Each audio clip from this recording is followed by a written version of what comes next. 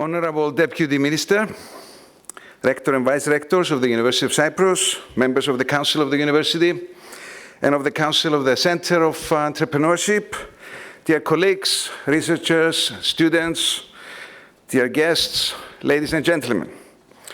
It is with great pleasure and excitement that I welcome you all to the 9th Entrepreneurship and Innovation Forum. We often say that entrepreneurship is like jumping out of a plane and building the parachute on the way down. We need to find ways to avoid the plane crash. Organizing and hosting this recurrent event has been a great honor for our center, as it brings together a remarkable assembly of visionary entrepreneurs and stakeholders, people who passionately try to figure out ways to avoid the painful crash landings.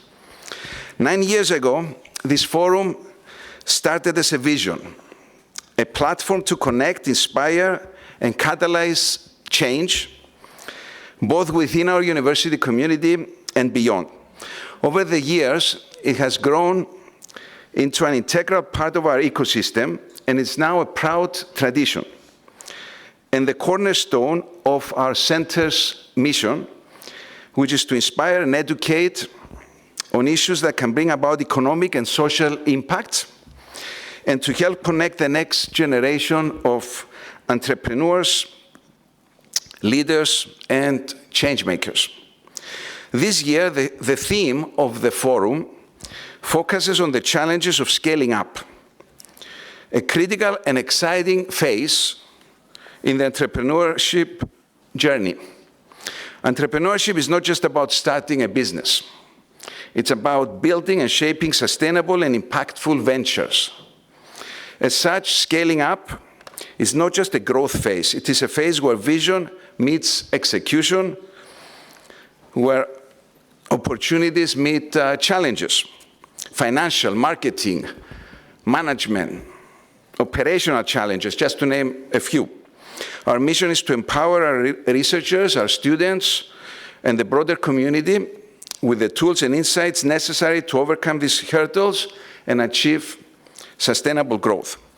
To this end, we're honored to have today with us the Deputy Minister of Research, Innovation and Digital Policy, Dr. Nikodimos Damianou, whose keynote will provide us with policy and strategy insights.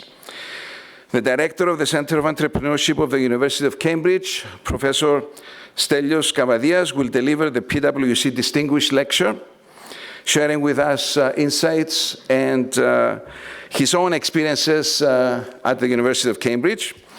In the panel discussion of experts that will follow,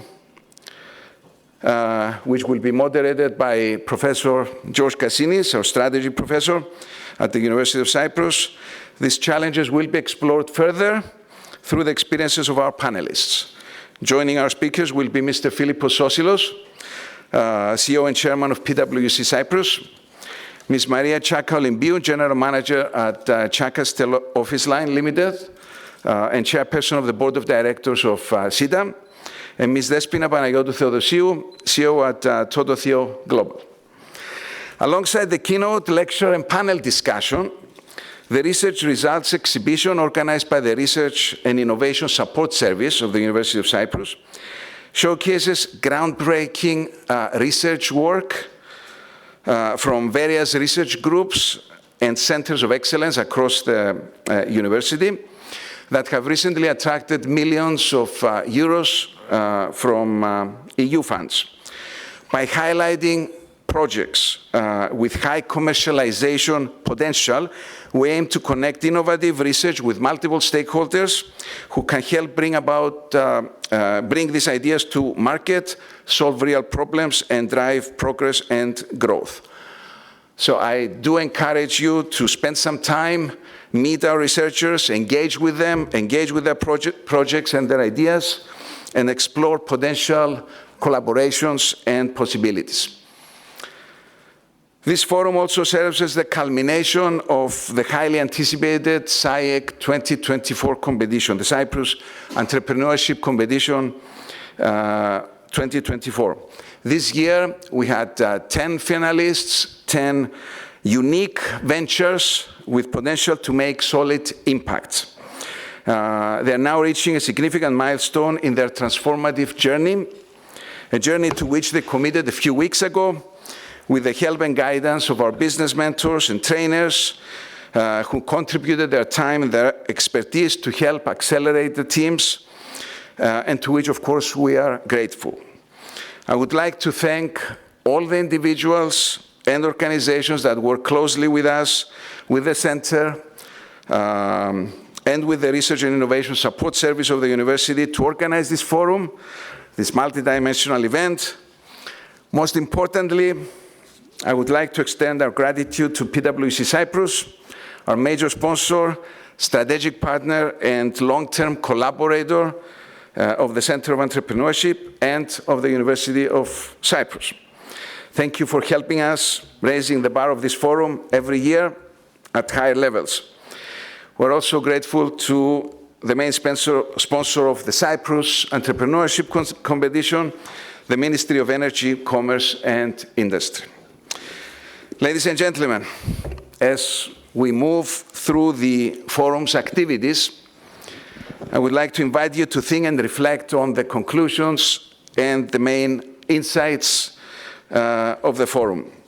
Scaling up helps us dream bigger. Research gives us the opportunity to push boundaries. Awards can help us recognize the passion that powers it all. I'm hoping that this forum will inspire new connections, collaborations, and ideas that continue to push the limits of what we can achieve together. So thank you again, and welcome you. I would like to welcome you all to the Forum of Innovation and Entrepreneurship 2024.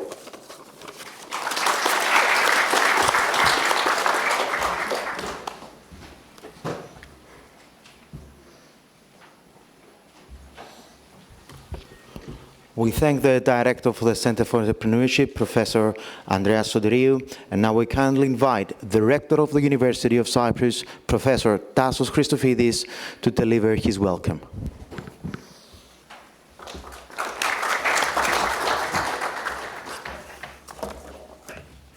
Dear Minister,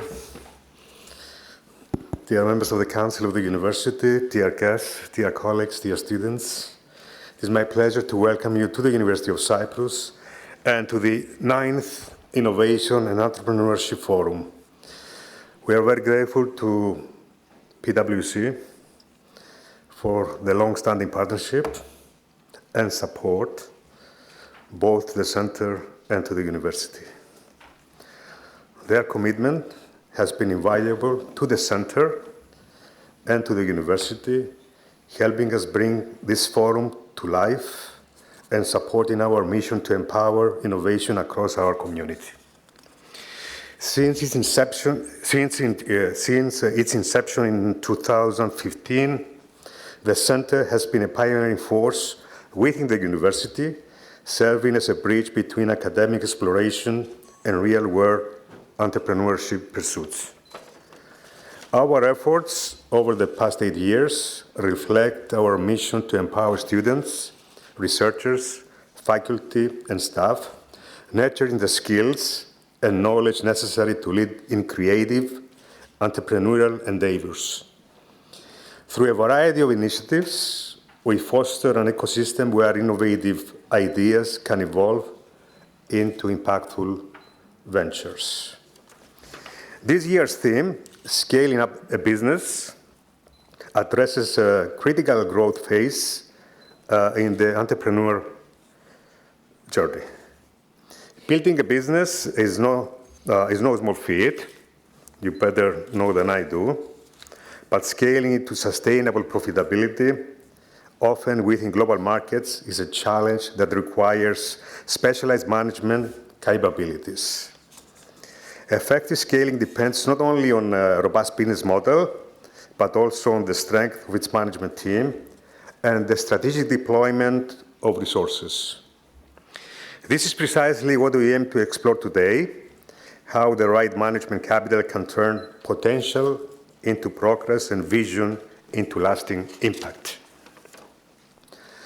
We are honored to have with us Dr. Nicodemus Damianou, the Minister of Research and Innovation and Digital Policy, who will deliver a special address on the national perspective on innovation and the strategic importance of digital transformation in scaling Cypriot businesses on the global stage. On this occasion, I would like to emphasize the importance of investing in basic research. As a university, we advocate basic research for obvious reasons, and I'm sure that the Minister realizes how important basic research is, not only for universities, but building on basic research to conduct applied research. So I would like, as I said, to emphasize on investing in basic research, having a long-term and an ambitious vision for our contribution to the future generations. Dear Minister, we are aware of our strong stance on this matter, which we stressed on many occasions, both publicly and in private. Investment in basic research is an important factor for a truly impactful innovation.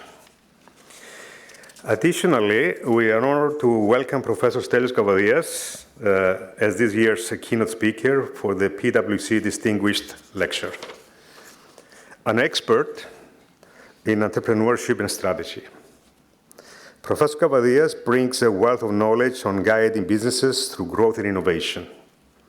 He will be joined by a distinguished panel of experts, each share insights into the factors that contribute to scaling up successfully. We will also showcase the finalists of the Cyprus Entrepreneurship Competition, an initiative by the Center with support from the Ministry of Energy, Commerce and Industry. This competition accelerates promising new ventures by providing resources, mentorship and training, positioning them for success within the local and global economies. During the break, we invite you all to visit the research exhibition where recent projects and innovations from across the University of Cyprus will be displayed. This exhibition provides a unique opportunity to explore the breadth of research underway at our institution, highlighting the pioneering spirit and innovative efforts of our academic community. Through forums like this, the University of Cyprus remains committed to supporting cultural, social, and economic advancement across our nation. We believe that progress comes through the creation of new knowledge and through inspiring our graduates to drive innovation in our economy, society, and cultural pursuits. Today's discussions reflect the commitment, and I am confident that the insights shared here will be both enlightening and inspirational, equipping each of us with valuable perspectives on scaling businesses effectively. I will say no more because I've already talked too much, but I would like to thank you all for being here. And I would like to thank the organizers, my dear colleagues, the Center, for the ninth year in a row, organizing this very, very important event for the university. And I'm very optimistic. I'm almost sure that things will come out of this forum today. And I wish you a pleasant stay here at the university. So thank you so much.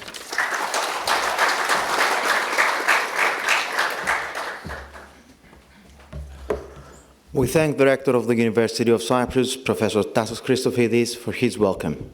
We now kindly invite the CEO of PwC Cyprus, Mr. Philippos Sosilos, for his address to the stage.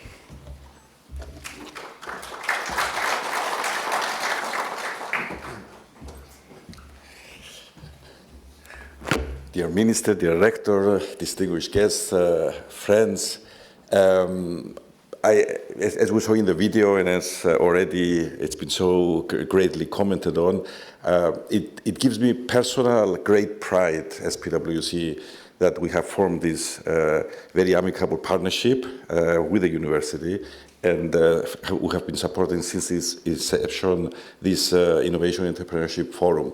The idea from the beginning was indeed how to foster entrepreneurship, how to connect better businesses, academia, students coming out of university, and how we can be forming an effective ecosystem. I think looking back, and I'm sure next year we're going to be talking about the 10-year milestone, we have had a great progress in Cyprus in really feeling like an ecosystem. I don't think it was like that 9 years ago. It was universities looking at what the universities were doing, businesses doing what, focusing on their own business. The very topic today of scaling up is relevant not only for the startup that wants to scale up, it's relevant to all of us as we have a growth agenda within Cyprus, and innovation is at the center of Cyprus being relevant as a competitive economy. So for sure, topics like this touch all of us. But at the end of the day, this notion of scaling up is not a solo endeavor. It's not the anxiety of a person with a vision to scale up its business. The whole idea is that we should have support systems and mechanisms and operate as an ecosystem also for scale up, where different partners in this ecosystem actually provide the various tools to foster a smarter, faster ability to scale up without having to fall into the pitfalls and mistakes which are typical. So in the same spirit that this center exists, and it's the spirit of the conversation we're going to have later on how do we best connect our minds and experiences and research so that we all together bring the entire economy of Cyprus forward, but fundamentally we foster entrepreneurship. The notion of youth entrepreneurship specifically is very much at the core of the mission, the goals of PwC Foundation. We believe with all our heart and minds in that the more we connect from an early stage, this notion of coming into society, coming into an economy with the tools and abilities to bring that research into practical applications and turn innovation into growth and into success for the good of all of us, then Cyprus can really fulfill its great potential that it has. And we're such a small place, and we're so connected, and we have great partnerships already, that it's really down to us and our continued willingness to connect as an ecosystem, as opposed to individual institutions, to bring together that collective success. And on that notion of collective success and ecosystem, I wish you to have a great day and to get inspired by the ideas that we shared. Thank you very much.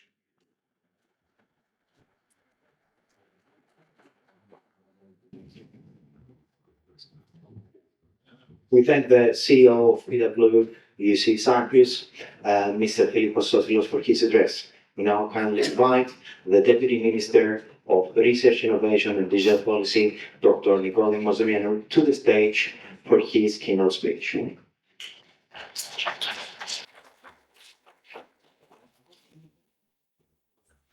Good morning, and thank you for the invitation, dear director of the center. And I have to say that Professor Sodiriou and Professor Kathinis, I was a student of theirs, when I decided to do an MBA and decided to come here at the University of Cyprus to do that. So thank you again for the invitation. Let me start by saying that the message about basic research is received loud and clear. Yes, we discussed it many times. It's true that we often forget what basic research means for the growth of the ecosystem. So let me say that and get this out of the way, and we'll have an opportunity to discuss this, I'm sure, as we move along. So good morning, everyone. Thank you for the opportunity to be part of this forum, a sort of a platform, essentially, connecting us policymakers, and we should be here, industry leaders, innovators, entrepreneurs, to provide answers to a vital challenge: how to grow and scale up innovative ventures. For us as government, this translates into how we can help the ecosystem navigate the journey from research to innovation, and also from bringing groundbreaking ideas to market all the way to growing them into scale-ups and successful businesses. Now, scaling up a business is, of course, not just about increasing revenue or expanding market reach. It's about building a sustainable foundation for long-term success while creating value and having a meaningful impact on society. It involves transforming an idea, a product, or service from something small and localized into something that can compete on a larger scale, compete globally.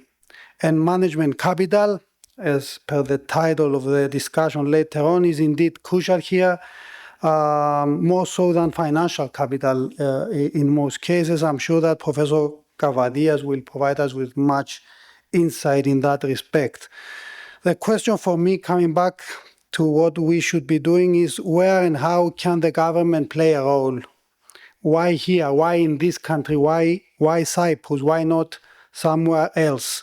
And in response to this question, I believe that our role as policymakers is to create an environment that is conducive to all of the following: research, innovation, talent retention, and business growth. Now, this is quite broad and generic. However, it all starts with a vision, and there is one for Cyprus that we actually need to build more on. It's called Vision 2035, for Cyprus to be one of the world's best places to live, work, and do business in. That's where innovation, digitalization, the green transition, a sustainable and resilient economy, and a world-class educational system, among others, become strategic directions and key enablers. Now, if we do a deep dive into our research and innovation strategy in particular, we have a smart specialization strategy that focuses essentially equally on 8 sectors: digital technologies, innovative materials, agri-food, shipping, renewable energy, space, health and environment. And that's everything that matters. Someone can say that's everything that's important. Now, in my view, and I will leave that for another discussion, I think we need to start prioritizing and focusing a bit more on specific areas where we can truly make a difference without, of course, excluding any of the areas, any of the dimensions that I mentioned. No one, especially a small country like Cyprus, can excel, can do everything equally well. Now, for the past few years, at least 3-4 years, we have been talking about Cyprus becoming a regional technology and innovation hub, and I think that we can now talk more meaningfully about that than ever before. Our almost non-existent R&I ecosystem, I think Philip has mentioned it before, 10 or 15 years ago, has now gone into a vibrant ecosystem with 12 universities, 20 research organizations, 7 centers of excellence, but also more than 500 startups and scale-ups, 3,500 plus researchers and 4,000 plus entrepreneurs. If we look at the map of the European Innovation Scoreboard that is published annually, this year's map, Cyprus is the only country from southeastern Europe to be part of the Strong Innovators Group, and that's the 3rd year in a row, so it is no coincidence. The positive trajectory of our ecosystem is also reflected in the Global Innovation Scoreboard, where Cyprus is 27th globally, up from 28th last year. At the same time, Cyprus is now featuring in the top 45 startup ecosystems globally, according to the Startup Link Global Startup Ecosystem Index, and in the top 50, based on the European Patent Office of this year's report, in terms of the number of patents issued, and I think that's an important achievement given the size of the ecosystem. All of this is complemented by an impressive growth of the ICT sector, the fastest growing sector of the economy over the past 5 years at least, which now contributes more than 13% of the national GDP. This growth is driven, of course, by a developing community of tech multinationals, choosing to bring their regional or global headquarters in Cyprus, and we need to build on and engage with this community. According to the State of European Tech Report for 2024, this was presented last week at the Slash event in Finland, in fact, which examines the evolution of the European tech ecosystem over the last 10 years. Cyprus now features in 8th place in Europe, 15th globally, when it comes to capital invested as a share of GDP by country. This is attributed, I think rightfully by the report, to a large extent to Cyprus's attractive package of reform measures and incentives. In fact, Cyprus recorded a 129% increase in foreign direct investments based on the analysis by FDI Intelligence of the Financial Times, which is the highest increase among European Union member states, with the technology sector leading the way. Indeed, our package of tax incentives is important and combines incentives both for the legal entity but also for the individuals, which makes it quite unique. We have a very competitive IP regime, effectively reducing tax to 2.5%. Investors in certified Cypriot innovative companies are able to claim a 50% tax exemption, while corporates are allowed a 120% deduction on eligible R&D expenses. At the same time, we offer attractive incentives to foreign workers to relocate to Cyprus, such as a 50% tax exemption of foreign nationals whose income is more than 55,000 per year, and that's for 17 years.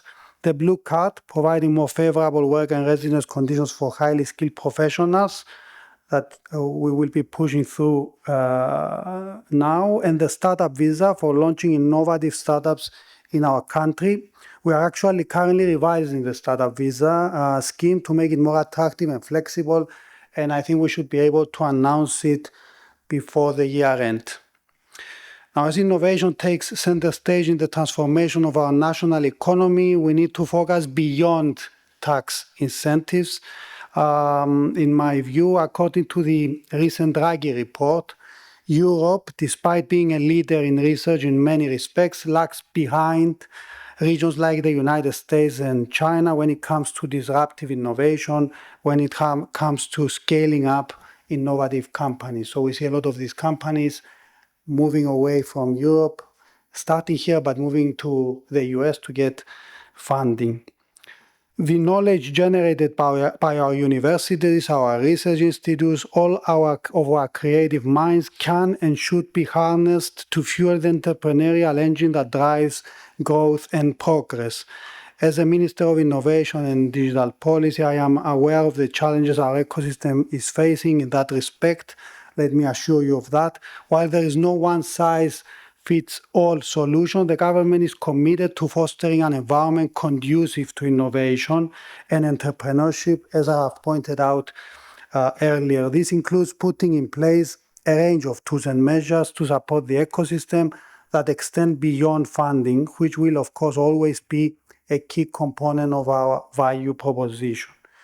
Through the Research and Innovation Foundation, as the executing body, the government offers an array of competitive funding programs that cater to all stages of the entrepreneurial journey, as well as a portfolio of knowledge transfer and innovation support services available free of charge to the R&I ecosystem. In addition, the government-backed Cyprus Equity Fund will be operational by the year end, offering an additional financing source to innovative startups and SMEs. Having said that, we are of course aware as government that the growth of the ecosystem, I talked about the ecosystem being in a non-existent stage almost a few years ago, is creating the need to revisit our budgeting towards supporting this ecosystem. We know that that money is not enough. It will never be enough, of course, but we should focus in that respect on supporting the ecosystem better. One last point is the critical aspect of talent and skills. A scarce resource and a very challenging problem, not only for us, but for all countries globally, not just in Europe. Linking education to real market needs, investing in continuous reskilling upskilling programs, while also introducing incentives to attract and retain top talent are key priorities. Micro-credentials and the collaboration of large corporates with educational institutions is also gaining traction, and it is up to the industry as well and the educational community to pick up the pace. With ICT specialists now accounting for approximately 5.4% of the Cypriot workforce, recording a remarkable increase of 17% in comparison to last year, well above the EU average of 4.3%. We are making steady progress in building a strong tech workforce capable of spearheading innovation and digital transition. Cyprus, in fact, being small, has an important opportunity to build talent density. Let's not forget that Cyprus has the highest percentage of graduates with tertiary education in Europe. To that end, our governmental agenda includes a holistic digital transformation of education, trainings offered free of charge through the Human Resources Development Authority, which are currently, by the way, being revised under the direction of the new board of directors, as well as RIF, Research and Innovation Foundation programs such as PhD in industry and postdoc that we should revisit as well, that connect the research community with Cypriot enterprises. Ladies and gentlemen, dear friends, dear students, coming back to our role as government and concluding, I believe that the critical success factor will be finding the way to connect the dots, building stronger links between our research community, our innovation startup companies and our entrepreneurs, and also providing the needed ecosystem tools, services, and resources for our researchers and entrepreneurial minds. So let me close by saying the following that comes back to or that takes us to what is happening now. Yesterday, we had the second intergovernmental meeting with the Greek government, as probably many of you have heard. As part of this discussion in the area of research, innovation, technology, and digitization, all of this falls under my responsibility. We have discussed, among other things, the following that relate to this goal and to this discussion. Number one, exchange experiences and practical knowledge to build a startup ecosystem platform in Cyprus based on the corresponding Elevate Greece platform. At the same time, explore the linkage of the two national startup registries in ways that matter and make sense for both countries. I know that this is an area of particular interest for the Center for Entrepreneurship and one where the Center can contribute, so I will be reaching out to Andreas. Number two, work with the Ministry of Digital Governance of the Greek government to participate in a common program for what is called AI factories under the EuroHPC initiative.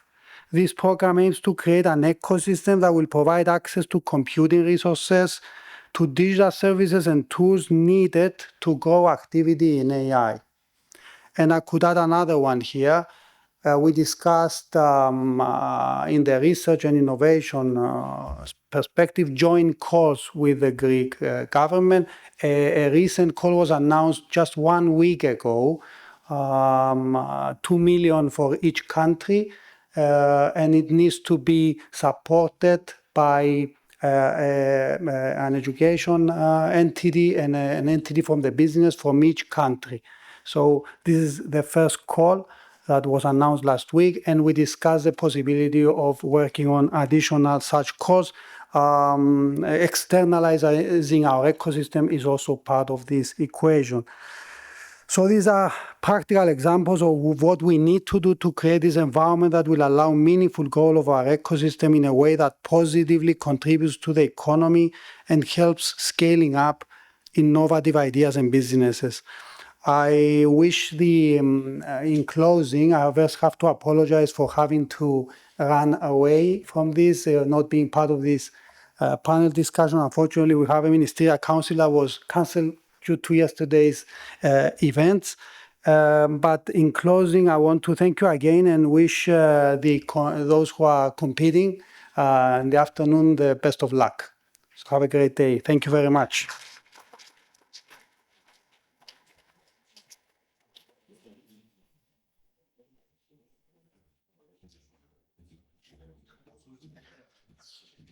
We thank the Deputy Minister of Research, Innovation and Digital Policy, Dr. Nikodimos Damianou, who now will have to part with us due to the unforeseen urgent commitment. We now kindly invite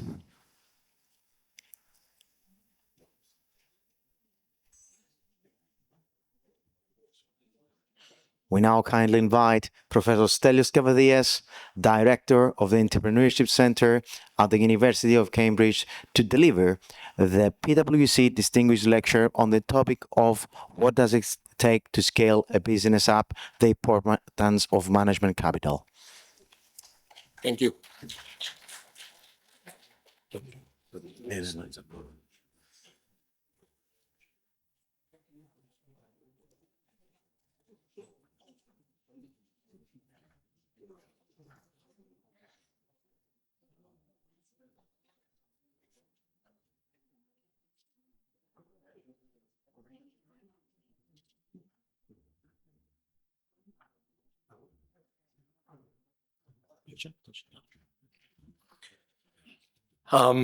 Dear honorable hosts, dear honorable colleagues, many thanks for a great invitation. Many thanks for the audience to take away from your valuable times to be here this morning and listen to me. It's an honor. And it's a great pleasure to also be able to see efforts like the one that I'm undertaking myself in my host institution with respect to entrepreneurialism and scaling. So I'm somebody who started an entrepreneurship center back in 2015, 2016, without necessarily being someone who understood very well the concepts. And essentially what I'm going to do today is I'll try to build a couple of ideas around this concept of scaling up, based on my efforts, based on my experiences, and based on some of the research that exists out there. Let me say that I would be happy if at the end of the little talk, I was able to plant one crucial idea in everybody's mind. And I'll explain this idea in a few slides, but hopefully this is going to resonate with you. So let me start with some numbers. Politicians and academics are famous for actually starting with numbers, but I'm not going to stay with the numbers because that's not my objective. So here's what the funnels of growth look like in the UK and in the EU. In the UK, the numbers are a bit easier to grasp. The EU is a broader context, right, because of multiple countries. So somebody needs to assemble the different numbers. But I want you to focus on the transition funnel, where you go from several millions of companies into very few companies that the different contexts, the UK or the EU, would claim to be scale-ups, would claim to be high-growth organizations. The definitions change because, in a sense, the OECD would claim that a scale-up is a company that for 3 consecutive years, they are growing by 20% at least for those 3 years on a yearly basis. The EU, the Eurostat, is at 10%. That's why there's a little asterisk there. But the percentage is dire. It's 0.5% in the UK, 0.7% in the EU, and the 0.7% is because of the 10%. So if we would apply the OECD rule in the EU context, maybe this 0.7% is going to be even smaller than the 0.5%, given the fact that the UK tends to be on the, at the helm of this. I'm not sure they're going to stay there, given their political decisions, but the reality is that they have been leading the effort. Now, interestingly enough, when somebody looks at the contribution of the 0.5%, and I'll take the UK because of the number availability, you will see that this 0.5% of companies contributes close to 22% of the economic activity in the economy, and this is around 500 billion pounds. I'm pausing just to digest the number. This is a massive contribution from 0.5. So here's a question, right, that I would like us all to sort of contemplate. Imagine for a second that we would be able, through magic wands, governments, ecosystems, academics alike, to take this 0.5% to 0.6%. Basic back of the envelope calculations would say that we would increase the economic output by 100 billion. I don't believe that number necessarily, But even if it's by 50 or 60 billion, I wouldn't feel bad about this. So the value of scaling up is beyond justification, right? And what the main idea of the little talk I want to give to you is the following, is the fact that to what extent we could endogenize that transition from the 0.5% to the 0.6%. Given my position, given my involvement with the ecosystem in Cambridge and beyond in the UK, I often come across entities like venture capitalists and private equity funds and entities, governmental officials, entities, stakeholders that are responsible for growing or for driving this growth. Here's two challenges that I see there, and I will elaborate on those a bit more. The first challenge is that the governmental stakeholders look at this in a very macro level. And they do the right things, but the macro level is yet another black box approach. So that endogeneity I'm talking about is not necessarily in there. What do I mean by this? Well, in a sense, we can create better infrastructure, we can give incentives, like we heard from the minister earlier on, but the assumption is that somehow this are going to turn to a funnel that's going to operate a bit better on average. That doesn't affect the individual immediately. When you look at the funding entities are actually coming back with more of a selection approach as opposed to a funnel cultivation approach. I'm not saying this is general, but I'm seeing this much more often. This notion that, you know what, the funnel is the funnel. Our objective here is not to get the 0.5% into 0.6. Our objective here is to find the 0.5%, which is a noble task, but that doesn't change the number per se. So what I'd like to think about and what I'd like to discuss about is this notion of how can we change the number, right? So here's my question. Let me go into what ChatGPT and many other instances would tell you about the difficulties for scaling. Thank God this would have taken me, a couple of weeks to assemble. With ChatGPT, you're assembling it in a few minutes. But actually what's impressive is that it's very consistent with what you see out there. So here's why things don't scale, right? If I want to change the conversion rate, as I said, then essentially I need to start by thinking about what the challenge is and then trying to reverse the challenges. And this will lead me gradually to this concept of management capital. So access to finance is a big challenge. We don't get the money. We need more money. Access to markets. We are a small market. We need better markets. We're not different. We need to be different and we need to internationalize.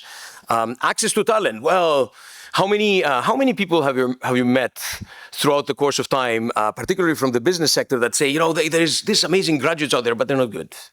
We want people that are better than this. We don't have the right graduates. We need to create these right graduates, and so on and so forth. Access to technology. If there is one big crippling factor right now in many SMEs out there, is the fact that they digitalize at the pace of a snail. Something which is available everywhere else is not happening effectively as successfully as they would have hoped for, right? The regulation needs to change. We need to take away administrative burdens, COVID, financial crisis, you name it, right? All these things are important. And then at the very bottom of this comes what in my mind is really at the heart of this, and I will explain my logic. The management capital of this. How do we actually scale a company? How are we able to better brand and market what we do? Fundamentally, where the heck do we want to go with this thing called the company, which is the leadership and strategy challenge?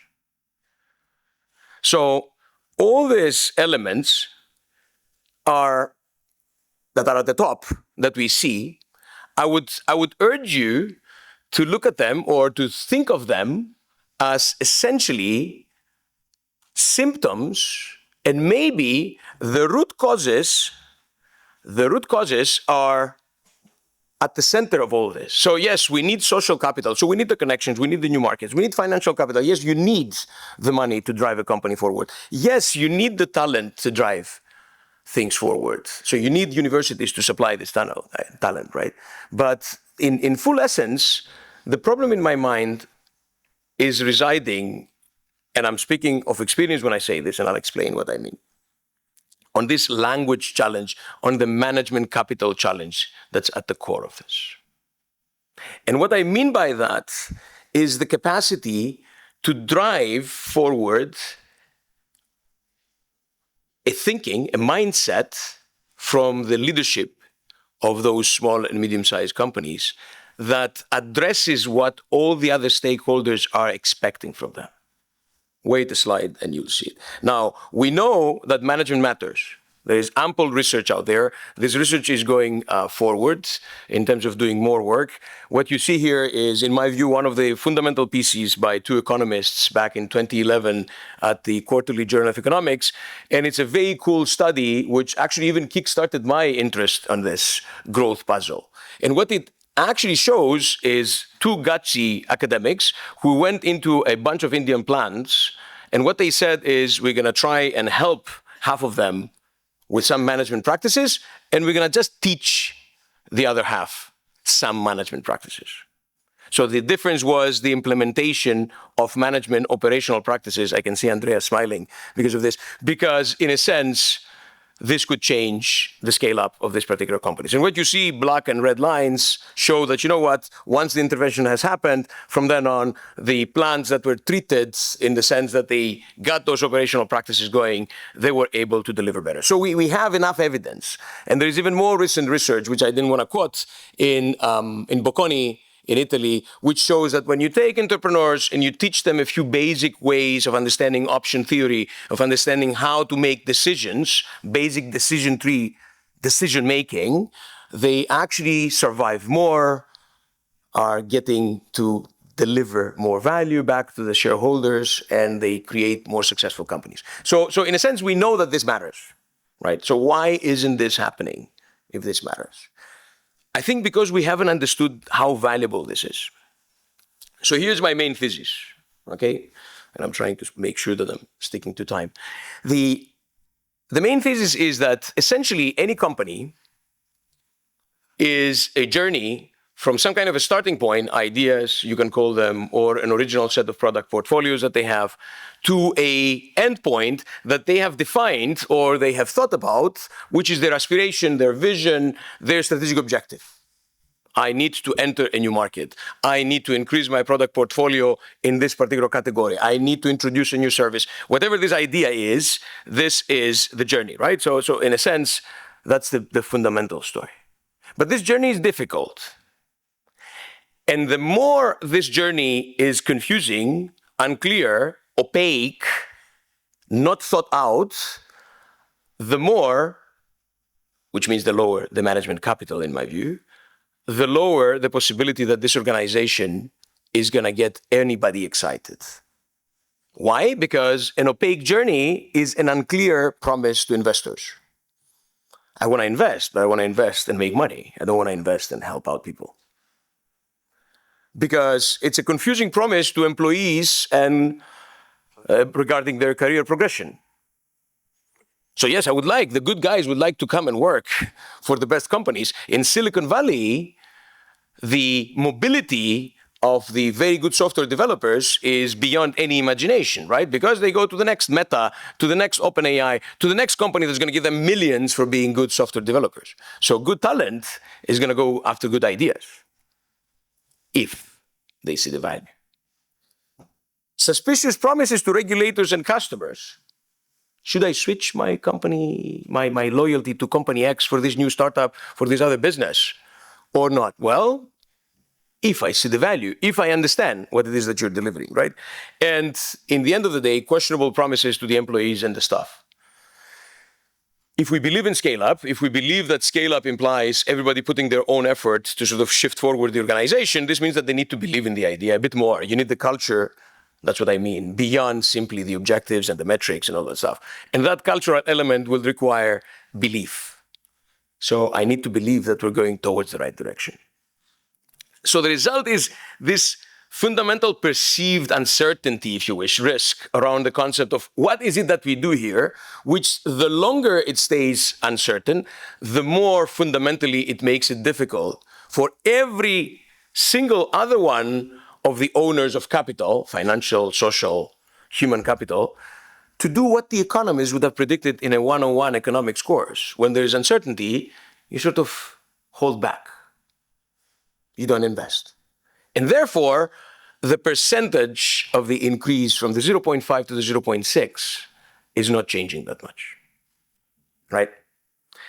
So here's the thesis. I think management capital is not only at the core of this, but management capital is, in a sense, the need to build more robust foundations for leadership, strategic thinking, and operational execution.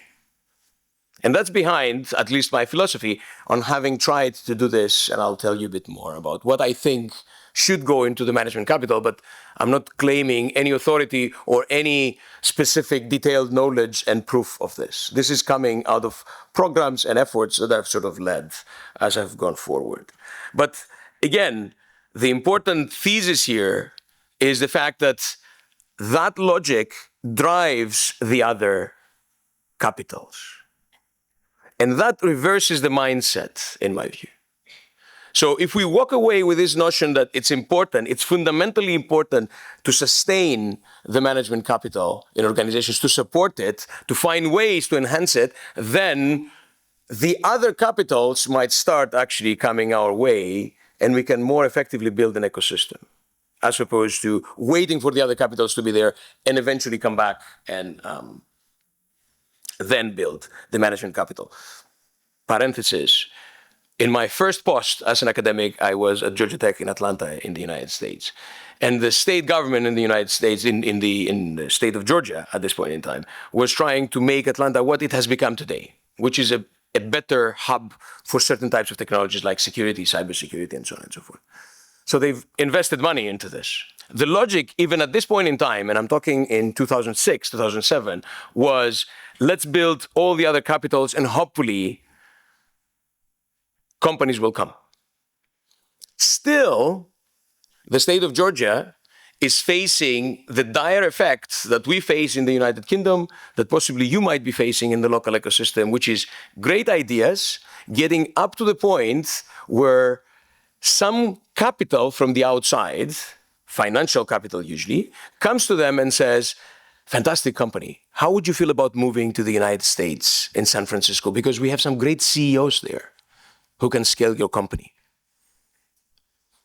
So I do believe fundamentally that building that management capital, and I think the role of the business schools in this is fundamental, is essential if we're to take ecosystems higher, but within the local context that they still are. Otherwise, we can create a good hub of ideas. And again, I've seen this happening even in the United Kingdom ecosystems to some extent, the Cambridge ecosystem, which becomes a great technology developer that eventually sees the companies cross the Atlantic where the capital, but also the management capital is. So I'm closing that little parenthesis. Why is this happening? I already said it. Information asymmetry is the economic term. If I don't know, if the capital owners don't know where the best journey is, they will be much more suspicious. They will choose less. They will invest less. You will get less outcome. So, two types of challenge in where this management capital becomes apparent. And I'll give you a sense of the first valley and the second valley, as some colleagues from the Netherlands have called them. The first valley happens usually between the 0 and 5 years. And those who have been in entrepreneurial ecosystems would usually call them the product market fit challenge, right? Is this concept that we cannot scale because we really don't match the market with the product, and then we don't really know how to address this. The fundamental fact there is that this is predominantly a strategic problem, in my view, and not really a chance problem. So it has to do with how we're thinking about value. It has to do with how we're understanding the markets and what it is that we do. And fundamentally, even more, on how we're spelling out the value proposition, the why of an organization. Strategy. The second valley, it's even more interesting. And it happens between this 8 to 13 years kind of context. And it's relatively funny that by that time, companies have been successful. They've started actually accumulating resources. It's not necessarily only the lack of capital that works there, but what I would call this is the curse of the first success. Here's the typical scenario I've seen in entrepreneurs out there. Successful in the first round of products, company scales up to a point, and then naturally, guess what? The company plateaus. Why? It's called competition. Because others are stepping in, they're trying to emulate what the original idea was, they're trying to sort of take away part of the value that you've created. Typical reaction from entrepreneurs in that point is, let's kickstart developing more products, like the one that we had. And this happens on a gut feel process without even understanding why are we losing our competitive advantage? What is it the others are offering? Where should we shift our attention? And again, a fundamental strategy analysis problem. Not understanding why they have plateaued. And I've seen this again and again and again over the course of the last 10 years, because over the last 10 years, with the auspices of one of the major banks in the United Kingdom, we decided to sort of move into this concept of building scale-up capacity in the United Kingdom economy. And you get this type of SME entrepreneurs who come to a program like this. They're extremely successful. They're turning in the orders of anything between 15 and 30 million at this point in time. And they're plateauing, and they don't know how to get out of this plateau effect. And the answer is, well, you need to think like an entrepreneur, but you need to think strategically like an entrepreneur. Here comes how. So here's my view on these management capital dimensions that I've seen things stalling. First, companies after a while lose the capacity to diagnose effectively what the challenge is. In the beginning, they have a difficulty in the diagnosis, but even in the second valley, they have a problem in the diagnosis because they have become so much stuck on the current position that they have. They've built capability and they keep turning around those specific sort of positions. Somebody needs to unstick them. And what you see with this what, who, how there is the brilliant framework that a fellow Greek Cypriot has developed in London Business School, Kostas Markides, on how we can think about strategy dynamically. So here's the point in time where you come in and you open up the question to them that says, well, how do you look like? And the majority of them, it will be impressive to note that the majority of them have a glimpse of wow, we need to go back to basics, in a sense. But it's not only that. It's not only sufficient to understand who you are, it's also important to innovate. So innovation goes slower as companies grow. We knew that as a kind of a key economic insight. What leadership's role is to make sure is that innovation doesn't die, that it keeps being there. Why? Because you need it to redefine your strategic position, right? So you need it to sort of figure out what the other options are. You need it to look for the right element in the current gap in the strategy that you have, in terms of, are your products running out of fashion? Is it that the markets have moved on and you didn't understand them? Do your processes need to be fundamentally revamped, digitalized, whatever it is? Or more fundamentally, you have diluted your essential value proposition, why people came to you in the first place. All those things happen after some time. It's the natural course of events. So leadership needs to sort of innovate. And finally, sorry, apologies, I'm an operations management professor, so I have to build this up. The execution component, right? There is ample knowledge on the operational management stuff, which is not making it into thousands and thousands of the small and medium-sized companies that then hold back in terms of how they can push themselves forward. Underlying this, there is two additional things. First is understanding the value of culture, but also understanding that culture can be created. It's not something that emerges only organically, right? We can shape culture, and leadership can shape culture. And that implies the norms that you set, the beliefs that you're creating, the symbols that you use, the routines that you're imposing. And all those elements, again, I sound like a very operational engineering person. I am. I studied as an engineer. But at some level, they need to be weaved in so that everybody comes together. And finally, the leadership styles that need to change. Here comes another major obstacle that I've often come across in this journey of scale-ups. Opportunities abound, talent is present, capital is available, but the CEO needs to hold every single decision in these organizations. Why is that? Because they don't trust truly anyone else in the organization. It's the founder's curse, if you wish, right? In order to grow, that's a statement I got from a very good colleague who happened to scale up a couple of companies in the US. In order to grow, you need to let go at some point. So how does this happen is a matter of leadership styles. There is many ample academics out there on leadership management who can teach along those lines and can work with companies. Again, building the right management capital. So, why is this valuable in the end of the day? So let me tell you what I've seen working with these companies that we've worked. And so far, I can give you the numbers. We've sort of worked with close to 300 companies across the UK, all of them in this growth journey, trying to help them support their growth journeys go from where they are into something much, much higher. And the numbers seem to be good in that respect.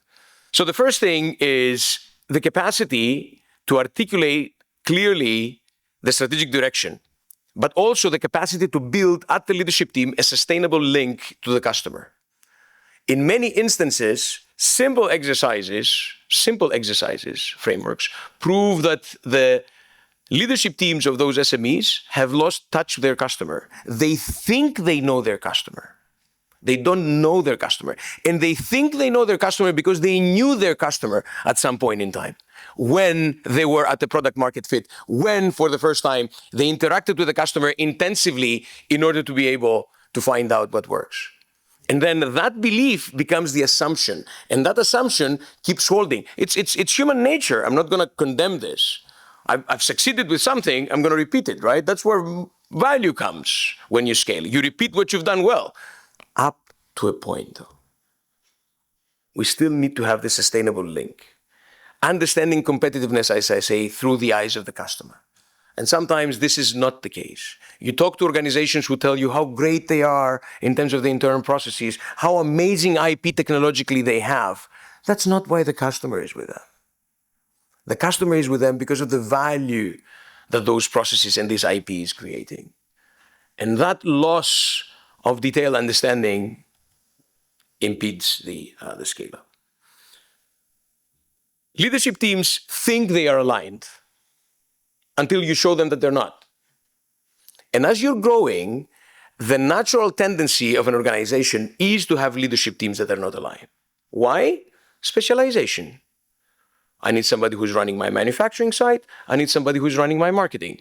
They have to think about marketing and manufacturing, which naturally will take them away from thinking about the company and the company strategy. They will have own objectives. They will have short-term outcomes to deliver that potentially they can even clash with each other.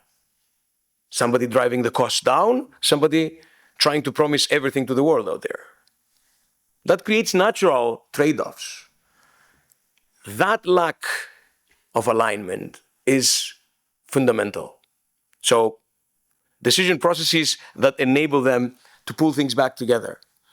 Something that I learned by doing different versions of scale-up support has been the fact that when I did it with leadership teams as opposed to individual CEOs, the results were phenomenally better. Why? Because we were forcing the teams in the room to actually align, as opposed to have a CEO who understood something. I'm not even sure they understood what I said, to be honest. They understood something that they wanted to understand. And then they go back Monday morning and tell everybody how excited they are, and this is the new direction. And you know what the others are saying? Another idea, right? From the CEO. Let's wait, it's gonna pass. It's like small, diseases, short diseases. Effective translation of the goals at the top into key tasks, key metrics, key competencies. What I usually try to work with the companies on the visible connection to strategy. If I want to put a sentence in your head to sort of impress this upon you, it's the I want to put a man on the moon, sir moment that it's famously quoted by JFK in the United States when he visited the Space Center, the Johnson later on Space Center in Texas, where they were building the Apollo sort of series to go to the moon.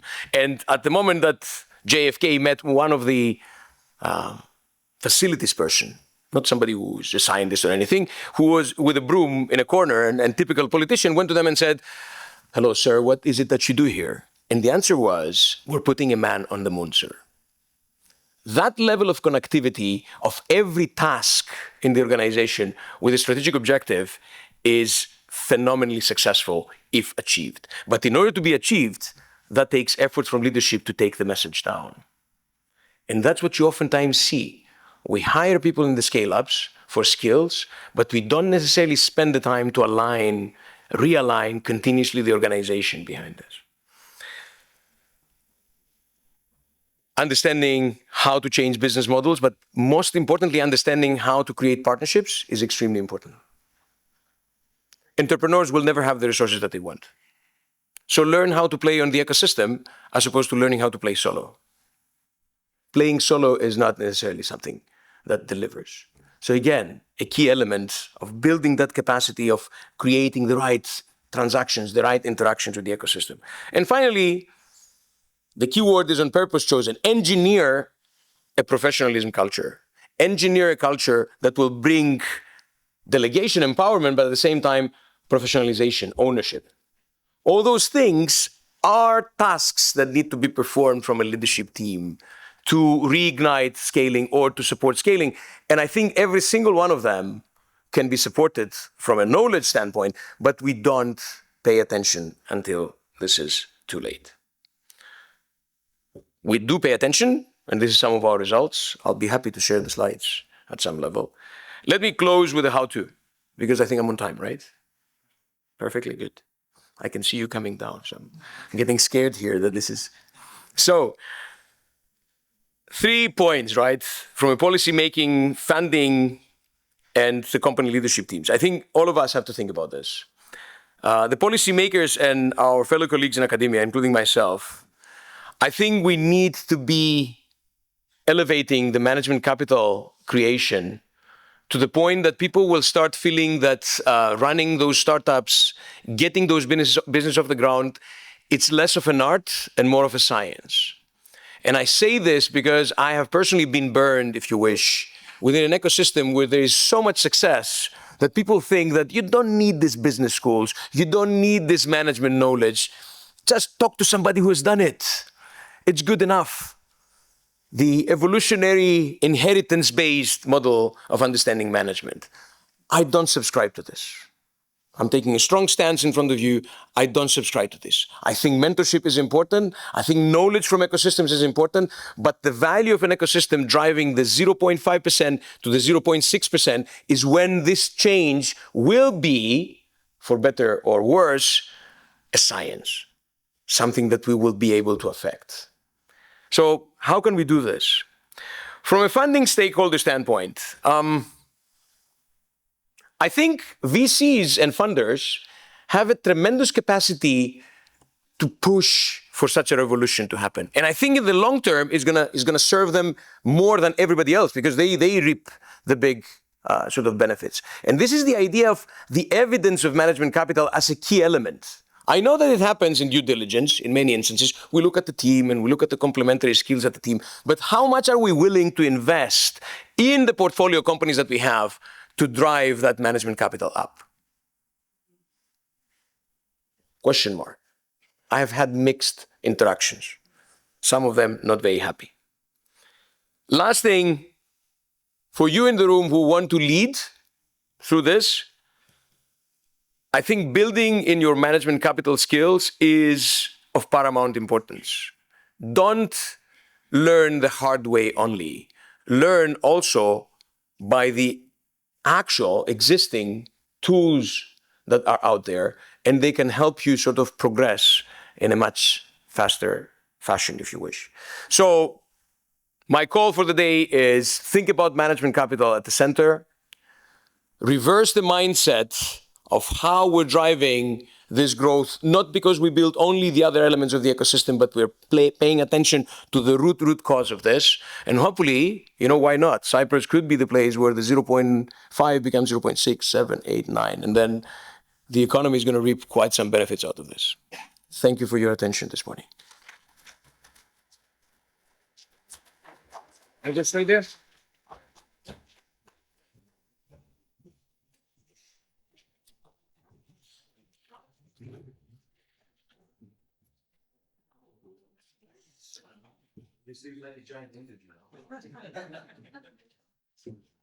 Thank you, Professor Cavadias, for this insightful presentation. We now have a few minutes if there are any questions for Professor Cavadias by the public.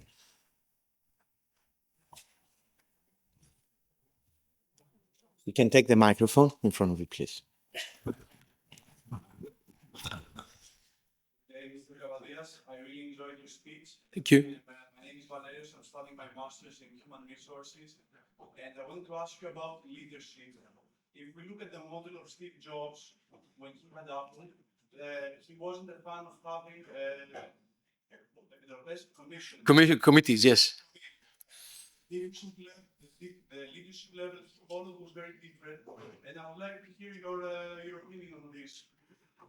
So whenever somebody talks about entrepreneurship, a person like Elon Musk or Steve Jobs or Bill Gates always shows up, right? Two reactions to what you said. The first reaction is about the legacy that those names have created versus the reality that they have created. Yes, Steve Jobs was much more immediate, cutting through, but Apple is not a company that doesn't have committees.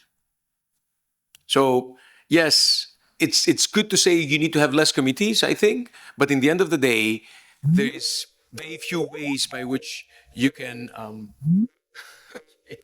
there's very few ways by which you can you can integrate information. So committees are useful tools. That's what I want to say, when you use them wisely, right? Let me get to the second part of my answer. I think the question is not whether you use committees or not, but the question is how you engage those committees across the different sort of decisions that you're undertaking, right? There is committees where the need is information gathering and assembly. There's committees where you have to have diffusion of responsibility because these are very big decisions and they cannot happen by one individual necessarily, right? So they are useful leadership instruments as long as they don't become the excuse of leadership for not taking action. And that's what I think is behind the Steve Jobs example, right? Using committees as a way to not take action. That's the analysis paralysis of the phenomenon. So you just have to diagnose the situation accordingly, I think.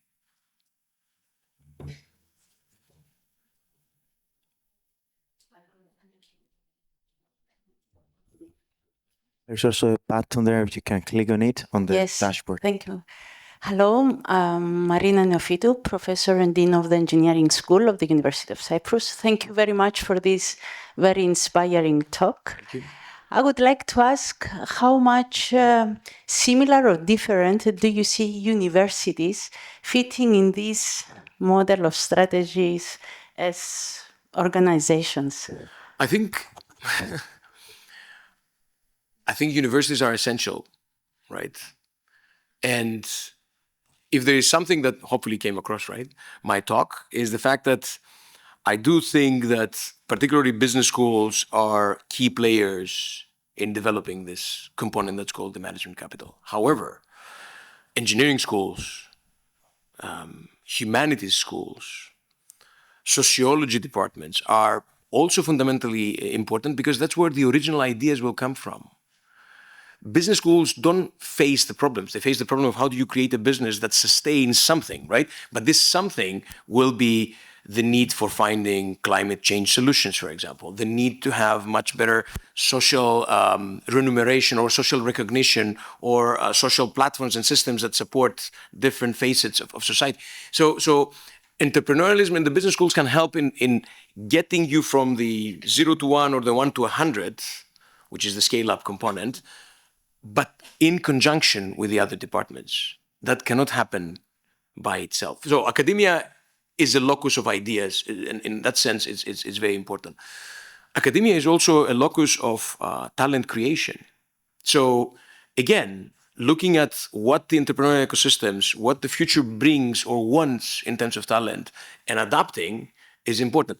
It's the second part which is very challenging for us in academic institutions, our speed of adaptation, right? Because we have curricula, because we need to adhere to committees, as we said earlier on, and so on and so forth. Nevertheless, though, the role is substantial, right? In whichever way you see it. So we can provide foundational knowledge, we can provide the locus of innovation in a sense, right? The original ideas, and we need to provide the talent that's going to bring these ideas forward. Pretty big roles. Thank you. Yep. Thank you. Very nice and insightful presentation, and inspiring actually. Thank you. My name is Elena Costenos. I'm representing the Cyprus Chamber of Commerce and Industry. Another important stakeholder. I think it's very interesting for us here in Cyprus if any study has been undertaken to examine how consistent change is the Cypriot businessman and the mindset of all this leadership. I wouldn't be able to know about the study, but let me conjecture two things, right? And again, I'm reflecting a personal perspective of this, if you wish. I think for a big chunk of time, what you would call the scientific literature on leadership and entrepreneurial leadership was attributing a lot of value to the entrepreneur. I'm not taking away any of that. I want to say this for all the entrepreneurs in the room. You guys are great for taking the risk that you're undertaking. But what this had led the research discussion to be is to not recognize the, if you wish, the most boring but more procedural ways of building businesses and driving businesses. It was until the end of the 90s where the Y Combinators of this world, in my view, came in the United States, and they said, you know what, yeah, the entrepreneur is important, but if I take 1,000 entrepreneurs, I throw them in the room, I get mentors that hit them in the head every day with questions, smart individuals will come up with smart answers, and eventually this will create more companies. And boom, all of a sudden this worked, right? So these guys instituted a process where being an entrepreneur was important, but not the quintessential element only, right? I think entrepreneurs, and I hope entrepreneurs even in Cyprus, right, are shifting into exploiting that perspective. And why is this important? It's important because it gives a broader message that says you don't need to be born entrepreneur. Again, art to science, nurture to nature, right? I don't like those arguments. I don't like the argument that you're born an entrepreneur. I think that many people can become entrepreneurs. Of course, there are some people who are extremely talented, and I hope I'm not offending anyone. Even in North Korea, there would be very good entrepreneurs, right? In a country which is not known for entrepreneurship. But at some level, we shouldn't be looking only for this talent. I think the important thing is to increase the talent and the capacity for the rest. That's how we can get from the 0.5 to 0.6. So my hope is that Cypriot entrepreneurs, Cypriot leaders are changing in that way, in the way of exploiting the fact that there is more science out there for driving business creation and growth. I'm not sure I'm answering the question, but sort of. Maybe we can Yep, I'll be happy. explore more this a way to deliver a speech. Yeah, I would be happy. I would be happy. To help them make this shift, they need to understand, and because this is the point of view of this. Yes, exactly. To understand the management capital. Yep. It's very important. That this is the I think it's fundamental. For the growth. Yeah, I agree. And by the way, I said it before, the chambers of commerce are quintessential power holders in this, because you have the access, you have the trust, you have the knowledge of the community out there and how to bring them closer to the other ecosystem. So I'll be more than happy. Now we'll be accepting one last question. The gentleman over there, Mr. Sigas, because we're running out of time, please be as quick as possible. Nico Sigas, Innovation Consultant.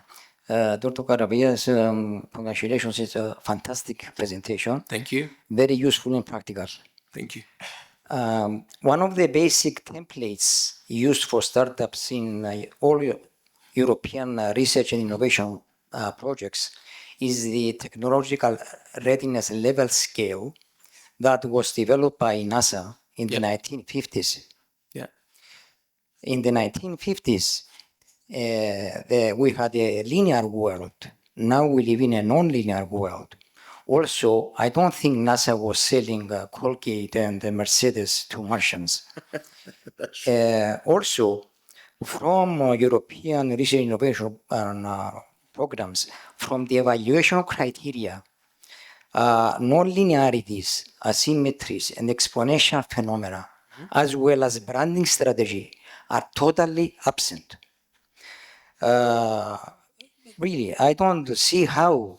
And I have read also Draghi's competitiveness report for the coming decade. And again, non-linearities are totally absent. It's a competitiveness for a linear world. We live in a non-linear world. European innovation and competitiveness is grossly outdated. What's your opinion on this? So, I mean, let me just reflect on this in the following way. I will fundamentally agree about the non-linearities, right? That's essential.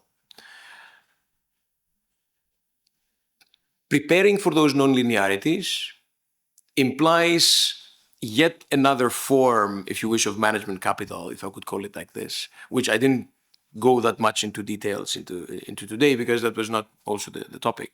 But this notion of leadership investing in foresighting and signal recognition, and based on those, creating the necessary buckets of resources, innovation buckets of resources, that will be dedicated to the preparation, to the buffering for those non-linearities. I'll say just one more thing because time is running, I assume, right? And hopefully this is going to resonate with you. In my previous sort of institution at Georgia Tech, when I was, for some reason, I think because of my style, perhaps, I was chosen to be part of a committee which was called the X Committee, like the X Files. We were so happy, all of us, to be these special individuals. But the idea was Georgia Tech 2070. So how is Georgia Tech going to be in 2070? And we went into all this sort of exercise, trying to understand and think about education and academia, and that was 2007, 2008. None of us talked about AI. None of us talked about, Meta. None of us talked about all the things that happened in the last 10 to 15 years. Naturally so, because humans cannot effectively predict the future. We know that pretty well, right? But there was one professor of physics, chaos theory, I still remember that in this, somebody who thinks about non-linearities, as you said, who said something interesting, and that stuck with me. And this was the fact that because we're very bad at predicting, the best thing we can do is to create the necessary structures that when the new things come in, we can quickly adopt them, absorb them, and adapt them, right? The three things.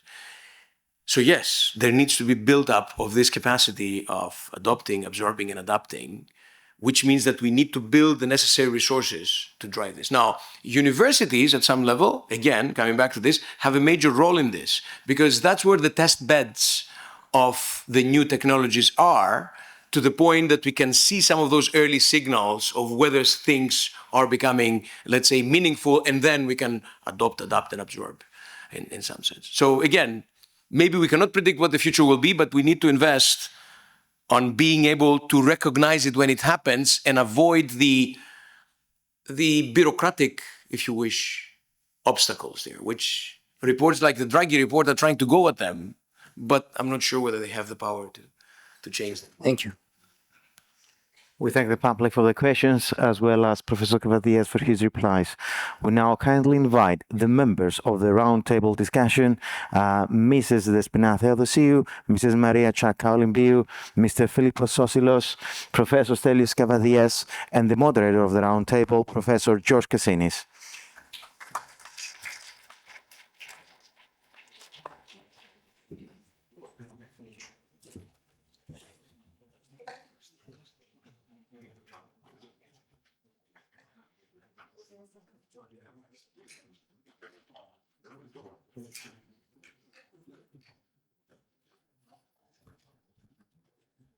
Good morning. Professor Cavadias gave us overwhelmingly a lot to think about. So in the less than 1 hour that we have available to us, obviously we're not going to try to cover everything or reflect on everything, but we'll try to pick up on some of the threads and connect the Cypriot context and the experiences of our panelists to some of the challenges outlined by Professor Cavadias. I'm going to do a little bit of pivoting with respect to what we said we would ask you to reflect what Stelios talked about. So I'm sort of challenging you a little bit to think off the top of your heads in a way. I'm going to start with Philippos, not for a particular reason, but just a broader perspective. Philippe? Yes, exactly. You and your organization advise businesses at different stages of their growth cycle. Not necessarily just entrepreneurial firms, but firms that may be more mature, but they're still growing. Does management capital or management capital deficit as a barrier to growth enter into the discussion? And if it does, how do you go about advising them to fix this shortcoming? Thank you for the question. I'm inspired by the talk. I passionately agree with the substance and the essence of the fact that management capital leadership matters for sure. And if I link it to some, your answer to one of the questions, I think there's a wider proposition beyond the. I don't want to repeat everything that you've said. So we have organizations that have all these challenges, and there is a science around it, absolutely. And as consultants, of course, we can go and support them both on the financial aspects, on the operational aspects, on the governance aspects, on regulatory issues, on growth strategies. So there are there's a lot of technocratic knowledge and experience that can be provided to organizations in terms of planning and execution. But at the end of the day, the success of the organization depends on its ability to implement those strategies and the speed of execution. So the implementation ability and the pace of change in an organization comes down to management, comes down to culture, comes down to agility within the organization to keep adapting. So I think there's a fundamental reality that we're living into, and so turning my back on you, there's a fundamental reality that we have to operate in conditions of continuous change, which are brought by so many factors we've been analyzing and theorizing. But as a minimum, something that we can all relate to, the technology advancement that we're all experiencing on our personal lives with the various versions of, for example, ChatGPT, demonstrate that value keeps shifting. So it becomes an identity issue for every organization in terms of what is the value that you provide, what is your reason for existence.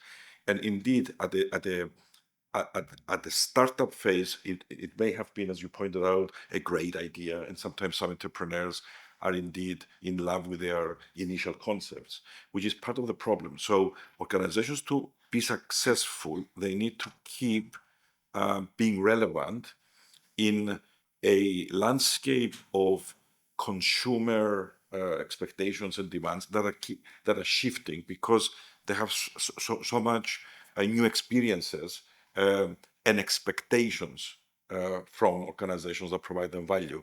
So if that is a reality, and I think as consumers we can relate to it, then from an organizational point of view, that becomes fundamentally an issue of management. The ability to keep providing relevant adaptive strategies of how you embed the new tools, technologies, whatever, towards your cause.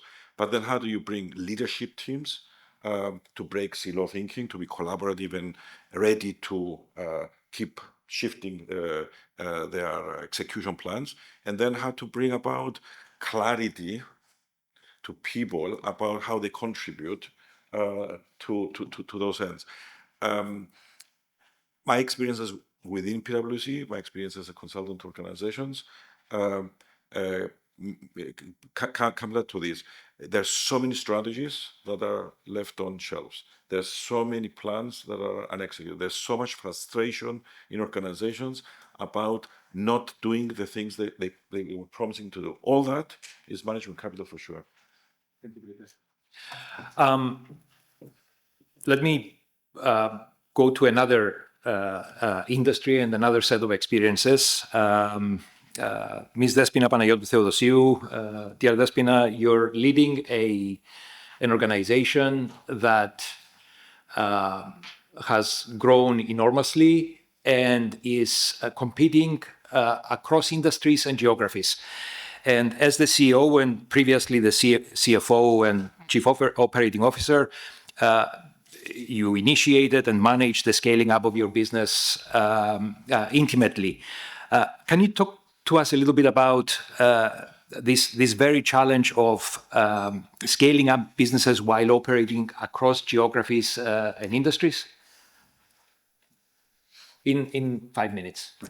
I will try. Thank you very much. I'll explain a little bit very shortly what we do, so everyone understands.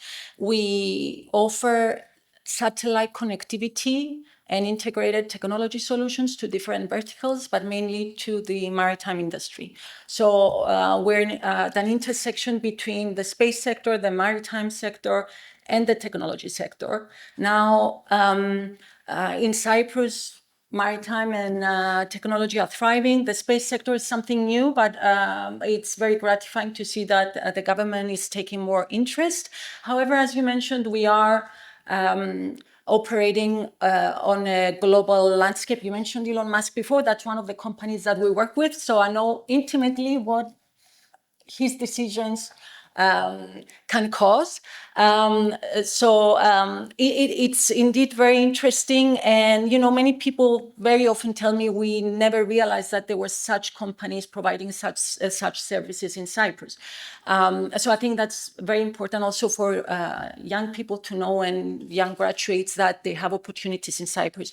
So we are at our second scale up. The first one was actually going from a regional, semi-regional company to deciding to offer services globally. That was about 8 years ago, and now it's a very different scale up. We've expanded a lot in terms of people. We've expanded a lot in terms of geography. By definition, we offer services globally, but we are also opening offices in other parts of the world. But also we're at a point where in our industry, in the satellite communications industry, there's been a lot of disruption and technological development. So we've had to adjust very quickly.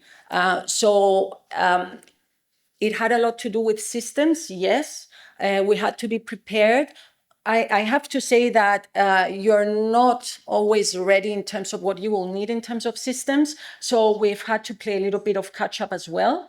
But also in terms of people, it has been challenging because you move from a certain level of thinking to actually having to behave as a global industry and make sure that your customers remain satisfied with what you do. What I tell my leadership team very often is we need to behave as a corporation, but with the mind and the feeling of a startup. That's very difficult to do. We've really placed a lot of attention on people within our company. It's actually a family-owned business, so that adds a level of complexity. But years ago, we made the decision that we're going to build a senior leadership team and we'll bring people, that are well versed and very experienced in their fields. So actually what they're being paid to do is challenge us. This is their role, to challenge us every day. And it's very important that the leadership team, they have the freedom to not only build their teams, build their operations, but also actually have the freedom to say their opinions freely. And now this is also something we're trying to do in the whole business, not only the senior leadership team. We're trying to reduce the levels of hierarchy that was stopping us a little bit before. Again, it's difficult. As the company grows and more people are added to the team, it becomes more difficult to reduce the levels of hierarchy, but that's what we're doing. It's very important for us, and we're working very hard in terms of our value proposition, of actually the values of the company, first of all, and our mission. This is something that needs to be communicated every day to the team internally, so everybody is in line with the mission of the company. We have teams around the world, from the US to Australia. Actually, my chief of staff lives in Australia. So you can imagine that it can be complex. So we make sure that once a month, we do a town hall meeting for all employees to be online. And we discuss our achievements, we discuss our shortcomings, we celebrate if we have to celebrate. And also, we are also much more now sensitive to cultural differences. As you grow, that becomes an issue. We are a company that was established in Cyprus. Our two main offices are, one is in Cyprus, the other is in Greece. So culturally the same. But as more people started joining our team, at some point we realized we need to stop calling it a Christmas party, because not everybody celebrates Christmas, So what we've decided to do for this year is that in January we'll have a kickoff 2025 meeting where all team members will fly into Cyprus, and will not just party or celebrate the new year, but we're actually having panels of customers coming and talking to us about how our services, how do they benefit them, how do they change the lives of their employees, the life of seafarers. We're going to discuss about our vision for 2025 and what our goals are. And I will maybe close here, and you can ask follow-up questions, but I think what has been the biggest challenge and why we're doing this kickoff meeting is, when you decide to expand to other verticals and when you decide to expand to new industries, there needs to be a mind shift. There really needs to be a mind shift. And if it's us, the leadership team, having a vision and deciding, yes, I was mentioning before, we want to establish a new office in Singapore this year. So if it's just me saying, we're opening an office in Singapore, bravo, but how is that perceived by people? They may have worries. How are we going to cooperate? What happens with my job? Am I going to become redundant, me sitting in Cyprus with people being there? So it's very important that we explain why we're doing it, why we all need to be on board, how is this going to benefit the business, and by extension, the people in the business, and how we're going to do all this together. So I will conclude by saying scaling up is difficult. It's not only about money, though. That is a big part of it. And I have many, many examples in the last few years. But I think making sure that people are on board and making sure that processes evolve as scale becomes bigger, that's very important. Thank you, Despina. And this is not staged, but Despina has given me a great assist to ask the next question to Maria Chaka-Olimpiou, focusing on issues of values and culture. So scaling up, for some of you, clearly, is a challenge of balancing growth and staying true to your organizational culture, to your fundamental values, especially when it comes to the case of a family firm. As Professor Cavadias also mentioned earlier, a challenge for growing family firms is deciding when to let go.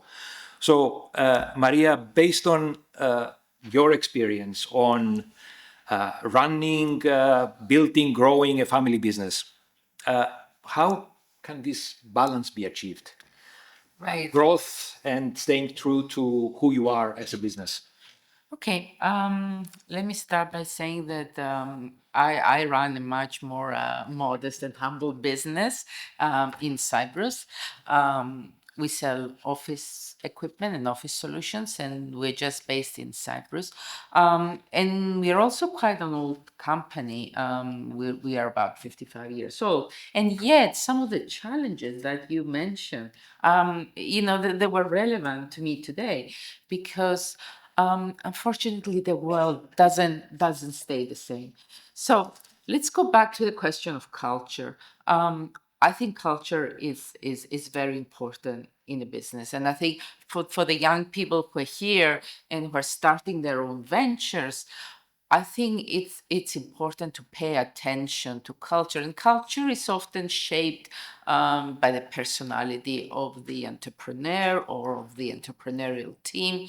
And if you're at the stage where you're going to scale up, it means that you have done something right. That what you did was successful so far, and somebody is giving you a boost, and you're going to take it to the next level.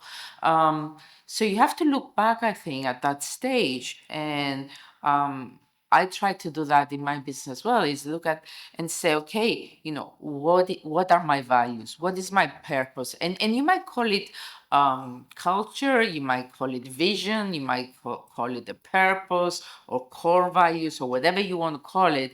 But you have a certain set of behaviors that affect the way you run your business, the way you interact with your customers, with your vendors, or whatever. So it's important, I think, to be aware of it, to maybe even put it down in a statement, in a mission statement. And as you scale up, you're going to be hiring people, you're going to be adding policies and procedures, you're going to be adding systems, technology in your companies. So you have to make sure that all these adhere to what you believe your culture and your vision is. If you're going to be hiring people, they have to be aware and have to be able to adapt to what you preach.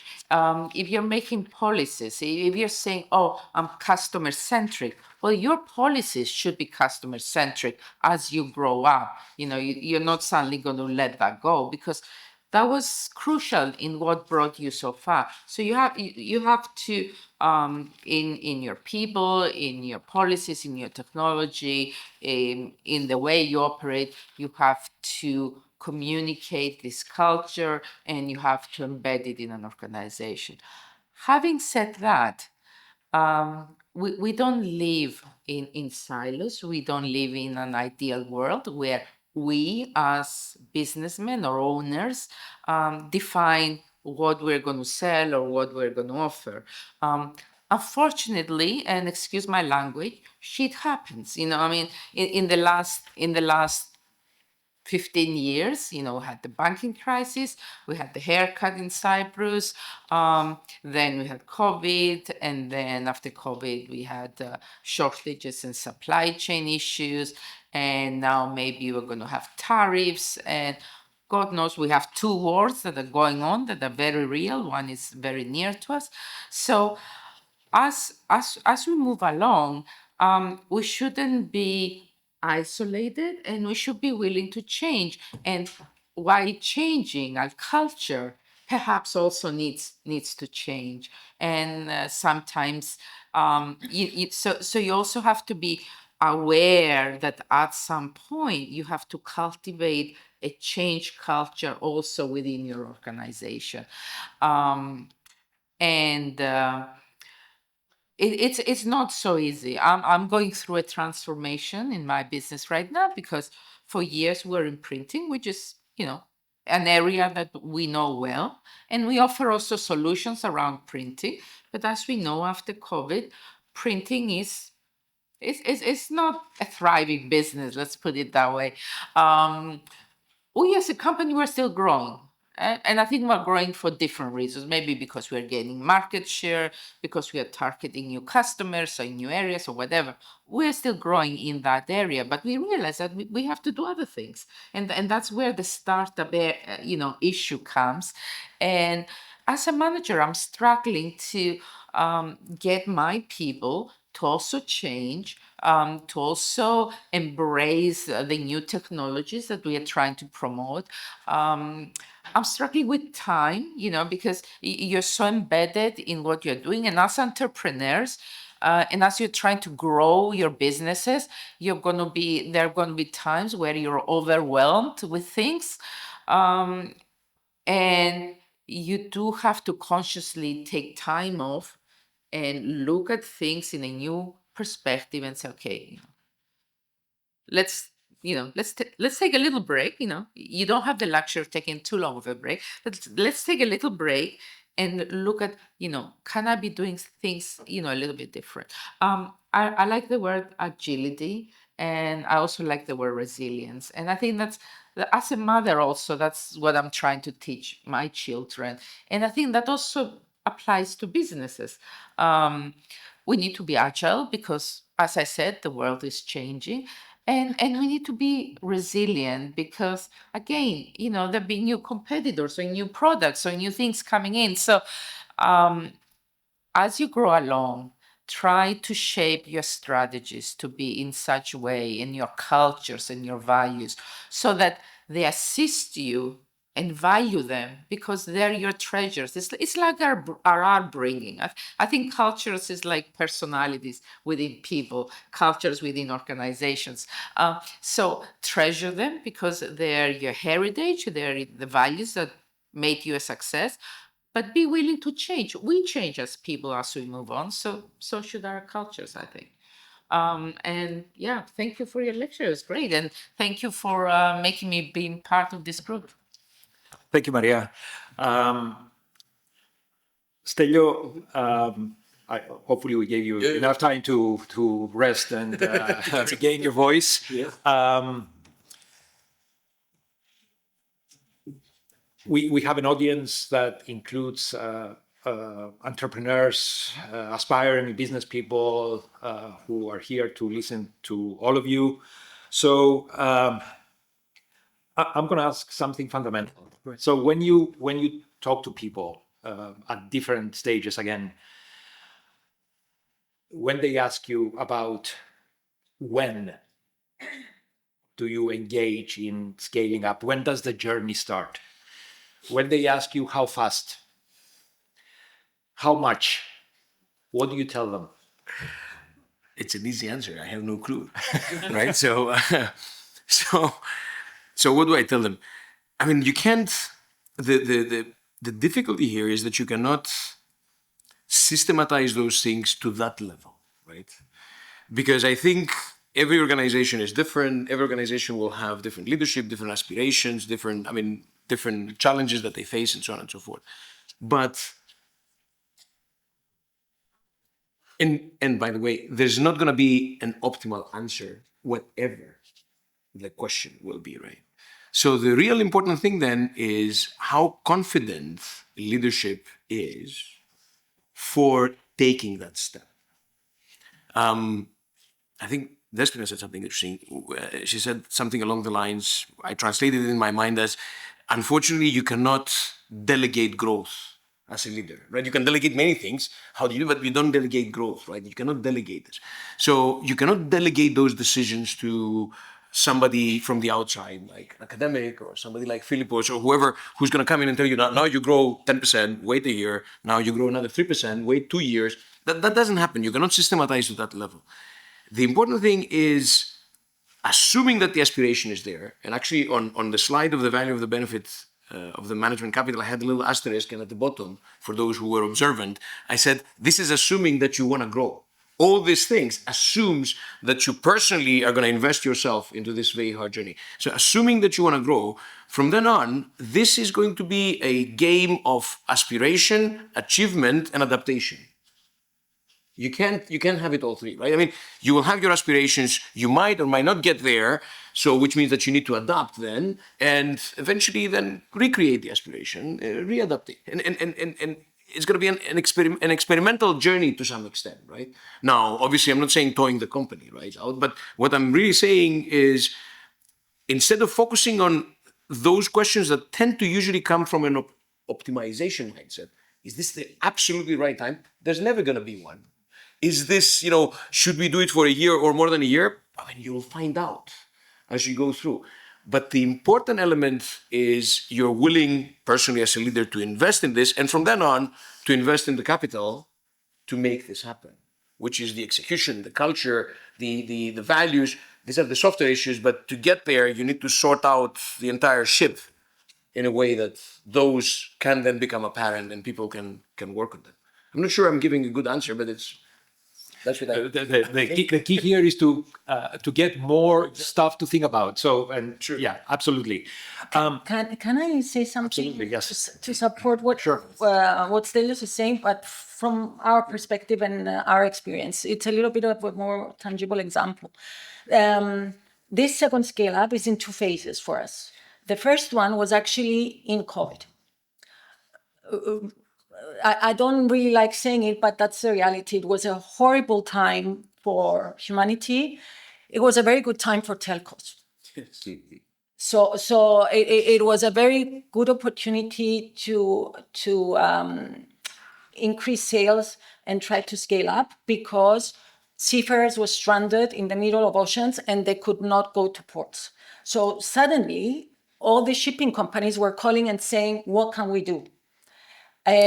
So that was phase one. So some, people could say it's a little bit opportunistic, but that's part of entrepreneurship and part of business. You need to be able to understand when opportunity comes and you need to be able to read the market. Now, the second opportunity for this scale up was Starlink. So when Starlink started going out and trying to find resellers around the world, it wasn't as easy as it is now to become a reseller. It actually required sufficient investment from the part of the reseller. And banks wouldn't even be, willing to help you with that because they had satellites up in the sky, but actually the service was not operational yet. So we had to decide whether we wanted to invest, knowing that it will bring us scale and it will allow us to move into other industries as well and start offering satellite services to the construction industries, to retail businesses, to banks. Like a totally different business model than what we were doing until then. So I agree with you. There's no right answer, but I think what I can say as a businesswoman is that you need to know your market well. You need to know your market well, and you will not always get it right. That needs to be part of your plan, though. Even the times you don't get it right, because you need to be able to take the risk. Based on the last story, there is a great quote by Mike Tyson that I use all the time in my classes. Everybody has a plan until you get punched in the face. Fantastic. So, Felipe, talking about plans and being punched in the face, hopefully that hasn't happened to you a lot. Was there a moment in time or an opportunity where or when PwC knew that it was the time to grow, to take that leap in scaling up what you were doing, either within a business line, a service line, or across businesses? Was there a moment in recent memory that you can elaborate on? Is this a leading question?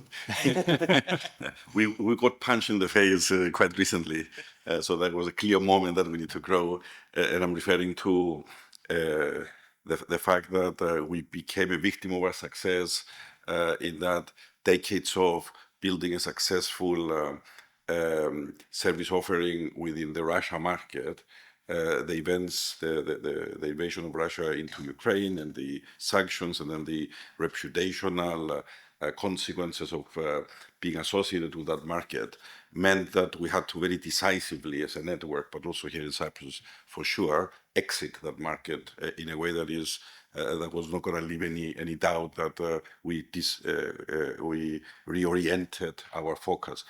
But for us, and we were already the biggest of the big four here in Cyprus, and everybody attributed that to be because of our success in that market, because we had a big chunk of the business. It meant that as a percentage of our business, that was significant in size and profitability. We ended up not only following, of course, the legal sanctions and the network requirements of the global network, but we went beyond the requirements and we applied a total de-risking strategy there, which meant that we exited a quarter of our business, 25% of our business.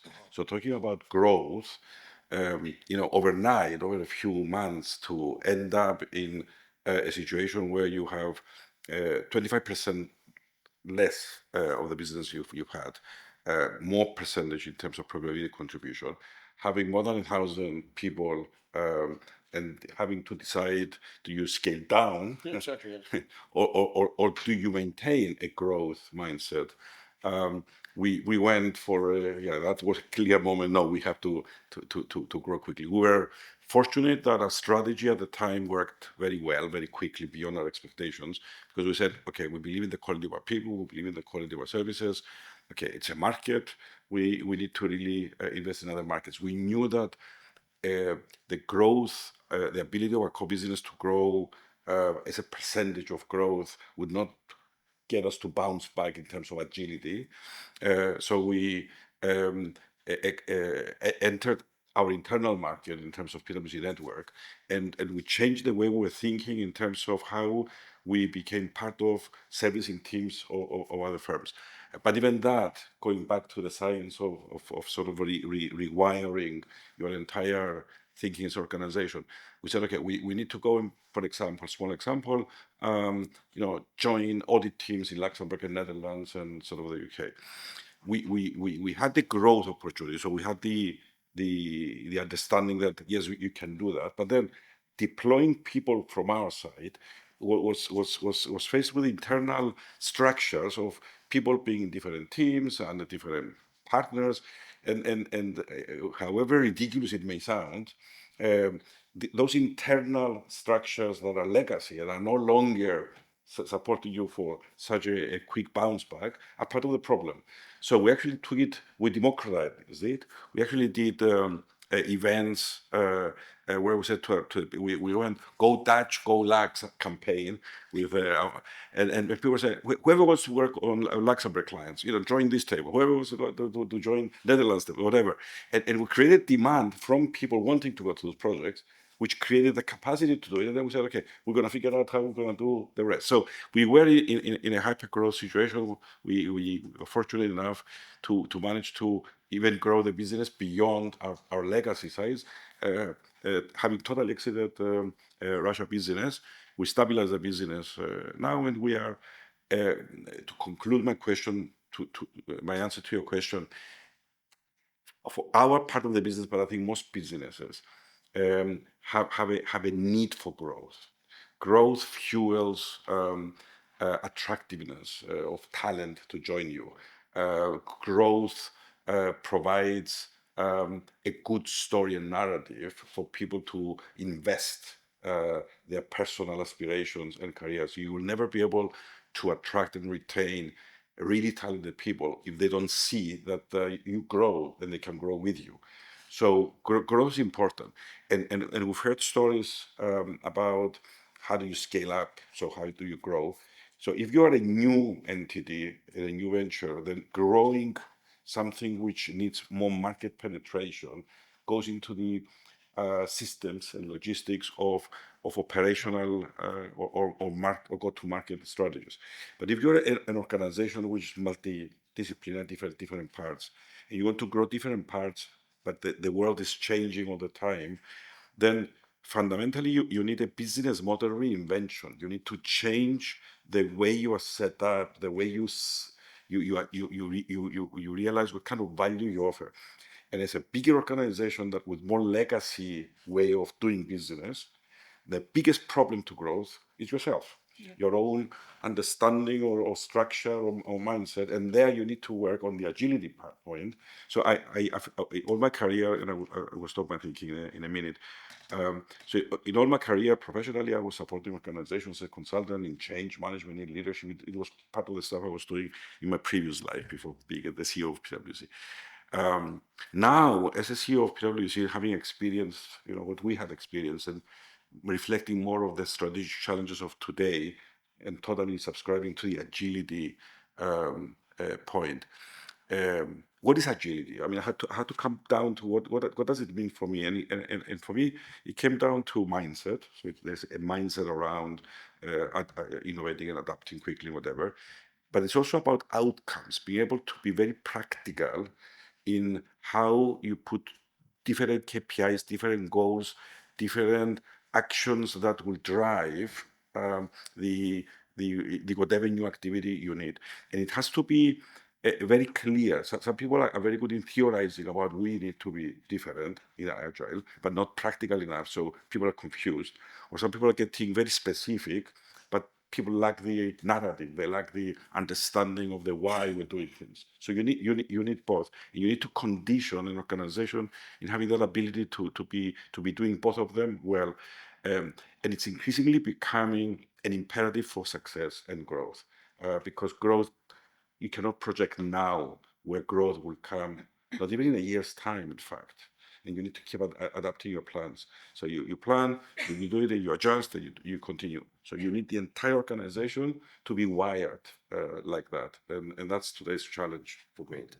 So timing is crucial, and the pace of change is variable. I remember in a brief conversation we had with Despina earlier, before the forum began. She was saying that for many years there was sort of stability in the business, and then at a fraction of the time that things were changing in the past, everything has been changing. So, Maria, I'm going to come back to you to ask you to very briefly reflect on another context that you're part of. You're also the CEO of a semi-governmental organization. Thank God I'm not the CEO. I'm Sorry, chairman. the chairman of the board. Even CEO. well, in some respects, that's even worse. Yes. So, Some respects, yes. incentives to grow, or the context of growth in an organization that sort of plays in the market but has a stakeholder, a shareholder that is the state, the public. How does that enter the picture, and the issue of management capital in that respect? Is it more important, less important? Very briefly, Yeah. before I go to my last round of questions. Well, as the chairman of SIDA, I think I'm very fortunate in that, because SIDA already is operating in a competitive environment. We have 3 other major competitors in Cyprus, and many others in other sub-markets that we're venturing. SIDA has gone through change, and I feel myself fortunate that we are a well-managed organizations. We have a really strong management team, and I think we have customers that are happy. We're not growing, but we're not losing market share, which I think for us, when you have 50% of the market, I think that's really important. And we are clinging onto that, and we are also trying to establish other opportunities. The more public would be the sale of the smart meters to the electricity authority, but we're doing a lot of other things around telecommunications. So growth for us is venturing perhaps in other areas, holding on to our market share. Being public, as Despina well knows, because she was in the electricity authority, is very challenging. For example, simple thing. I came from the private sector. I walk into see the first month our CFO announces, well, I'm taking. We had the retirement package that was running, and said, well, I'm going to take the package and I'm going to leave. And I said, oh, when are you leaving? I said, and she said, oh, I'm leaving at the end of April. And my immediate reaction, being from the private sector, is that, okay, let's try to get somebody in, the soonest possible, so they can be with you for even for a month, so that they adjust or whatever. Let's decide what we're going to do, so that we can have a good transition, because that's how business do. and everybody was like, no. She has to leave first. Then the position has to be declared vacant. Then you go to the Ministry of Finance and say, okay, this is a vacant position and we need to hire somebody else. The Ministry of Finance has to send that to the Parliament. The Parliament has to vote on it. And the Ministry of Finance, because it's not going to do it for every single semi-government organization, for every single position, they wait until they get 1,000 positions together, and then they send them to the Parliament. The Parliament will vote, and most of the time they vote. That's no problem. But that takes time. We still today, well, it runs smoothly because we were lucky to be at the place where they were going to send the list to the Parliament. So we got the position in, and it was sent together with other positions that are crucial to the organization. And and then we have to publish the position, go through a process of hiring, whatever. We still haven't got a CFO. We hired one. He's coming in mid-December. So, that's, how can you run a $500 million company without a CFO? Yeah, I don't know, but this is the way it is. So there are things within the public sector that we need to change to make our public companies more agile, more relevant, more quick, be able to take decisions. Of course, there's accountability, there's governance, there are all these issues that we have to grapple with. So growing perhaps is not for everybody. At some stage, it's not so easy to grow when you have a dominant position. So that's not the issue. The issue is to make money. The issue is to be profitable, and to also have an organization that no matter what happens, the organization is going to do well. The people are happy to be there. It is well governed, and it is governed with governance, which is also a big issue in the public sector. Great. Thank you, Maria. We have time for one quick round of answers to one question, and then a few minutes for some follow-up questions from the audience. Stelio, you talked about partnerships. Yep. Scaling up is rarely a solo endeavor. So companies may grow in partnership with others, or they may depend, let's say, on their supply chain network to grow. So can you say a little bit about the importance of management capital in the context of this network of relationships on the journey to scaling up? Let's start with the obvious example, Starlink. Yeah. Right. That's fundamental in my view, and it's going to become even more fundamental because the technology is going to enable those partnerships to happen more effectively. The technology reduces distances. Right now, people can be on different parts of the planet and work together. The technology is enabling the sharing of knowledge in a now with AI in a cultivated way that you don't even need to sort of understand in detail everything else. There's ways to translate information and so on and so forth. So this is ripe for utilization. I think for the entrepreneurs, the concept of piggybacking on the ecosystem is important because of the lack of resources. So, if I would take the extreme example, right? Again, on the example of Despina.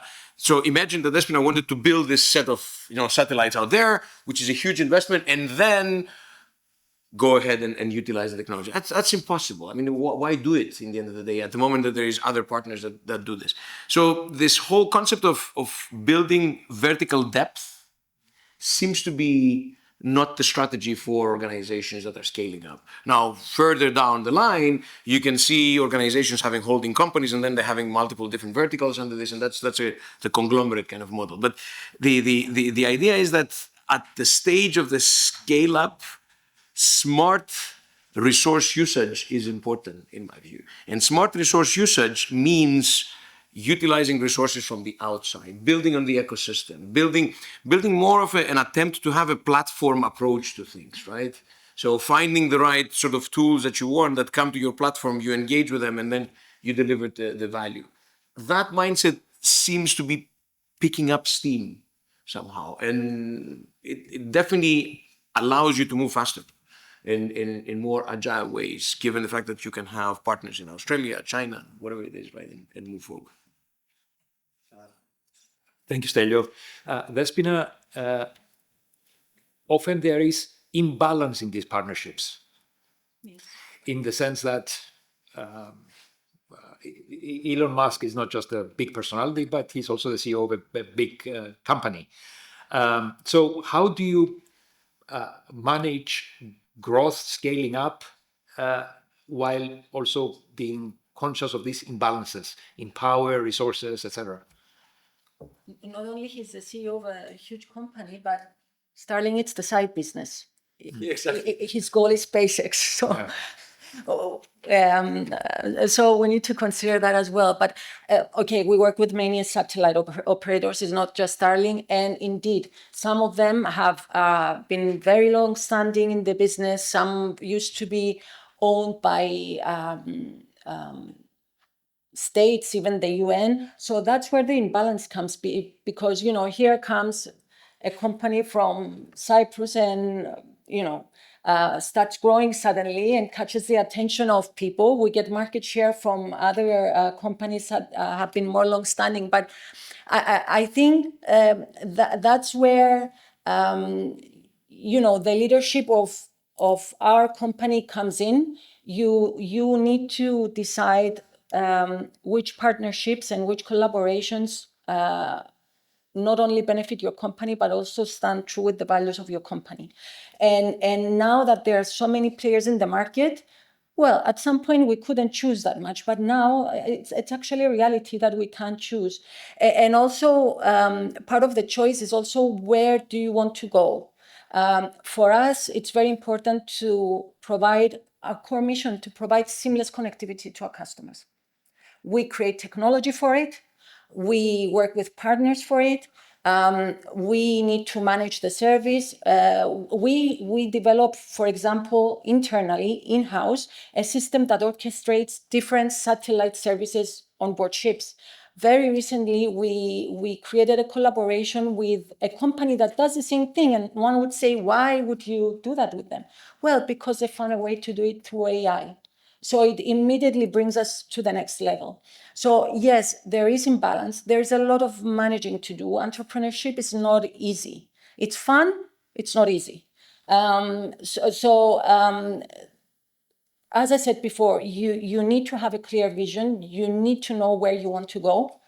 You need to be agile and you need to be flexible, because sometimes plans do not go as you want them to go.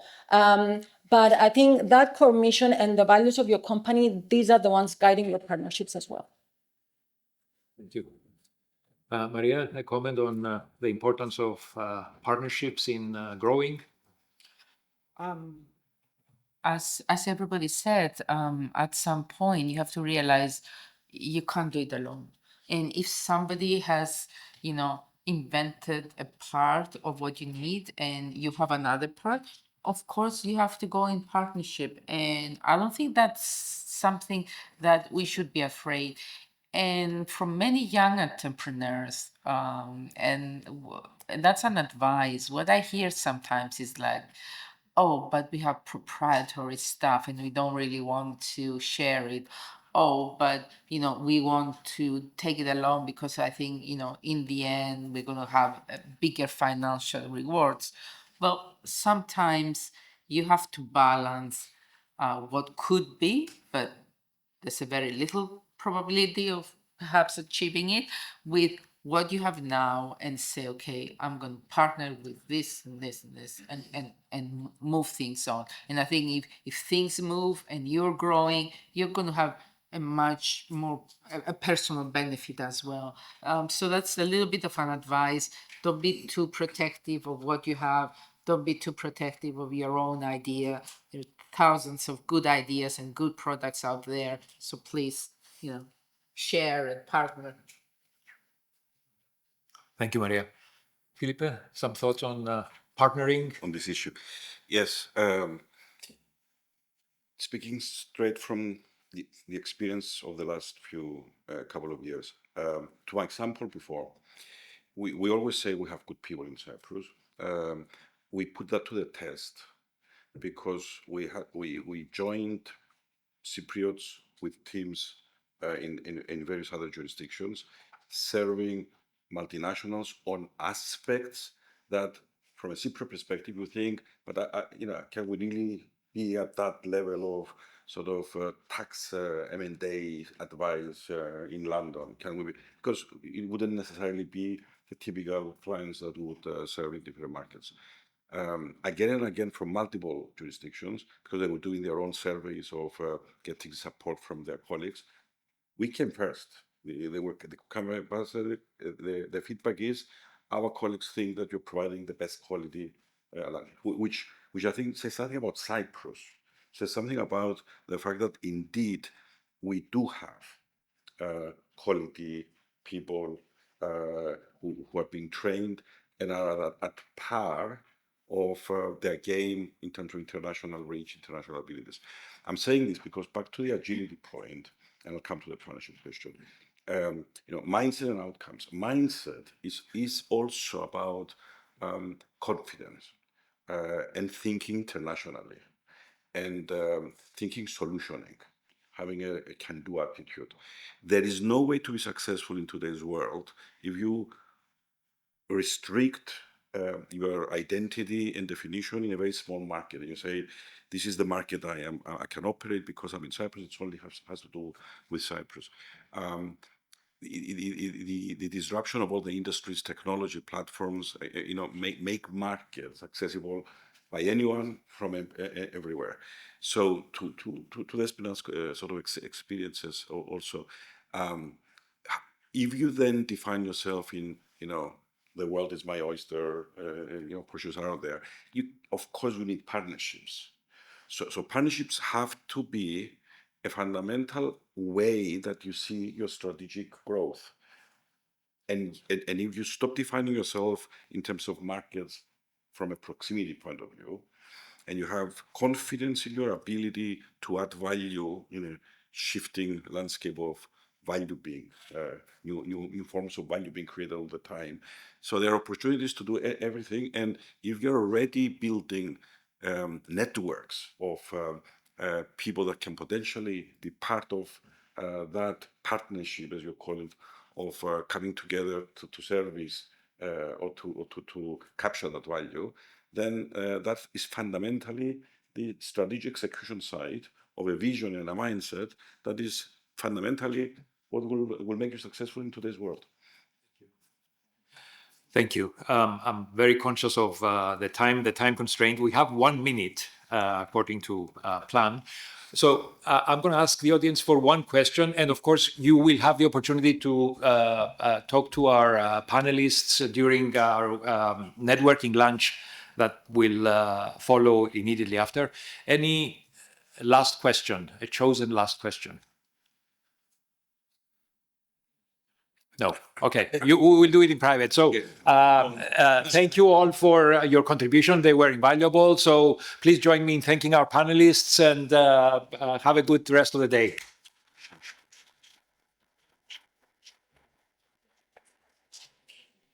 Thank you, everyone. At this point, the first part of the forum is concluded. We invite you to the ground floor of the building for the scheduled networking lunch and to visit the research program exhibition of the University of Cyprus. The second part will start at 2:30 in this very room. Thank you. in this very room, featuring the finalists of the Cyprus Entrepreneurship Competition 2024. The ceremony will close with the award ceremony from the Minister of Energy, Industry and Commerce. Thank you. Honorable Minister of Energy, Commerce and Industry, members of the Council and Senate of the University of Cyprus, members of the Council of the Center for Entrepreneurship, distinguished guests, ladies and gentlemen, welcome to the second part of the 9th Annual Innovation and Entrepreneurship Forum. We now kindly invite the Director of the Center for Entrepreneurship, Professor Andreas Soteriou, for his welcoming remarks.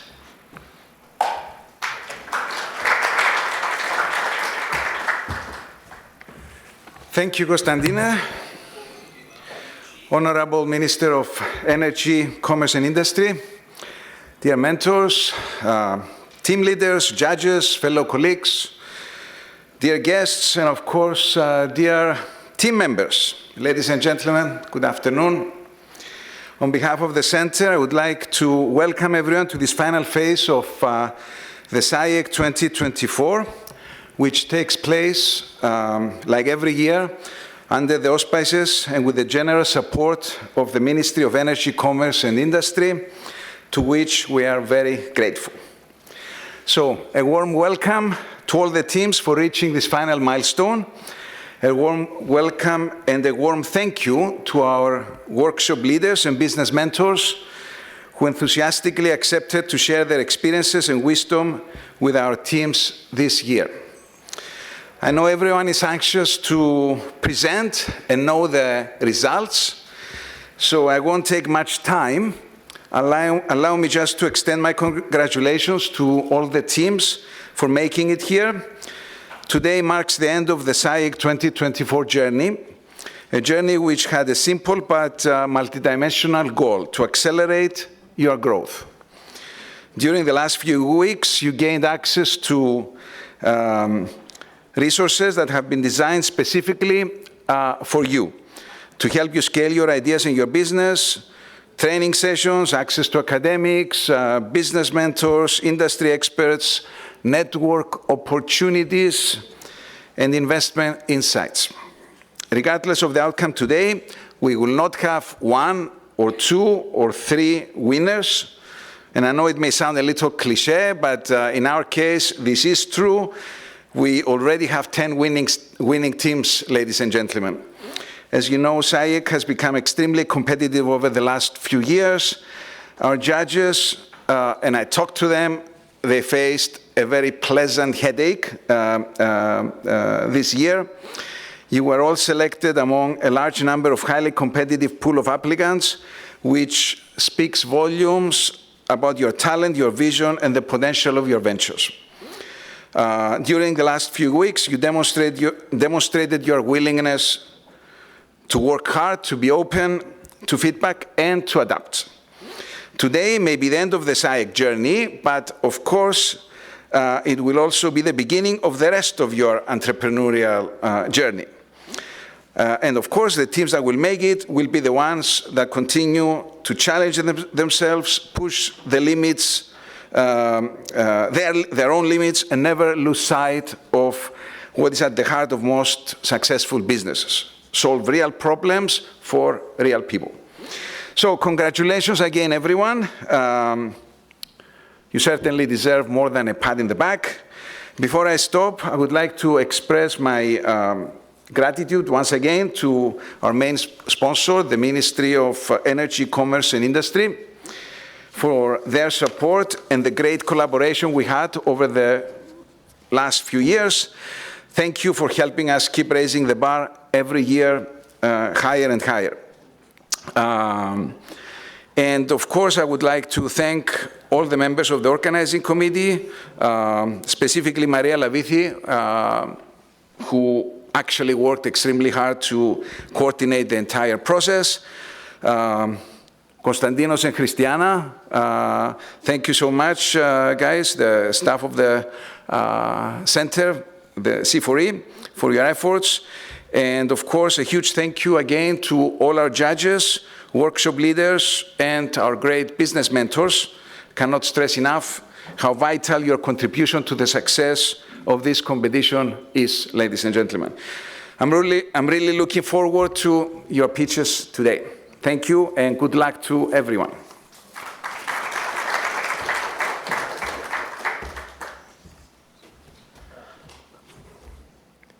We thank the Director of the Center for Entrepreneurship, Professor Andrea Sodriou.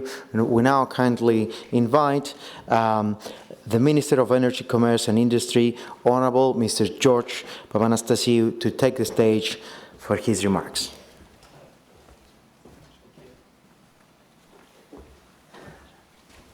When I saw Andreas raising his hands in the bar, I thought that he was giving us a message to raise the budget. It was a serious concern to start with, I said, but as you know, we are very glad that we are here supporting this process. It is in the DNA of the Ministry of Energy, Commerce and Industry to support the vision of people like yourselves. I know that there was a competition that ended up to these finalists, and I hope that the best wins, although the others, they are to be commended as well, simply because having reached this position, that means that they did something well. As far as we are concerned as a republic and as a ministry, you understand that we would like to see this vision and this passion that you put in developing and creating new ideas into tangible deliverables, and this is what it's all about. It is very important that all this vision gets into tangible assets at the end of the day, and I hope that in the process you find a way in order to deliver and to reach the end destination, which is having deliverables that they can create a value to the society and to the businesses. Now, if I may, I will switch into Greek, dear Andreas. Apologies for the non-Greek speakers. Do we have many here? Non-Greek speakers? Just one? We will translate later for you, so no worries. Λοιπόν, κυρίες και κύριοι, είναι με χαρά σας καλωσορίζω στον Κυπριακό Διαγωνισμό Επιχειρηματικότητας του Πανεπιστημίου Κύπρου για το 2024.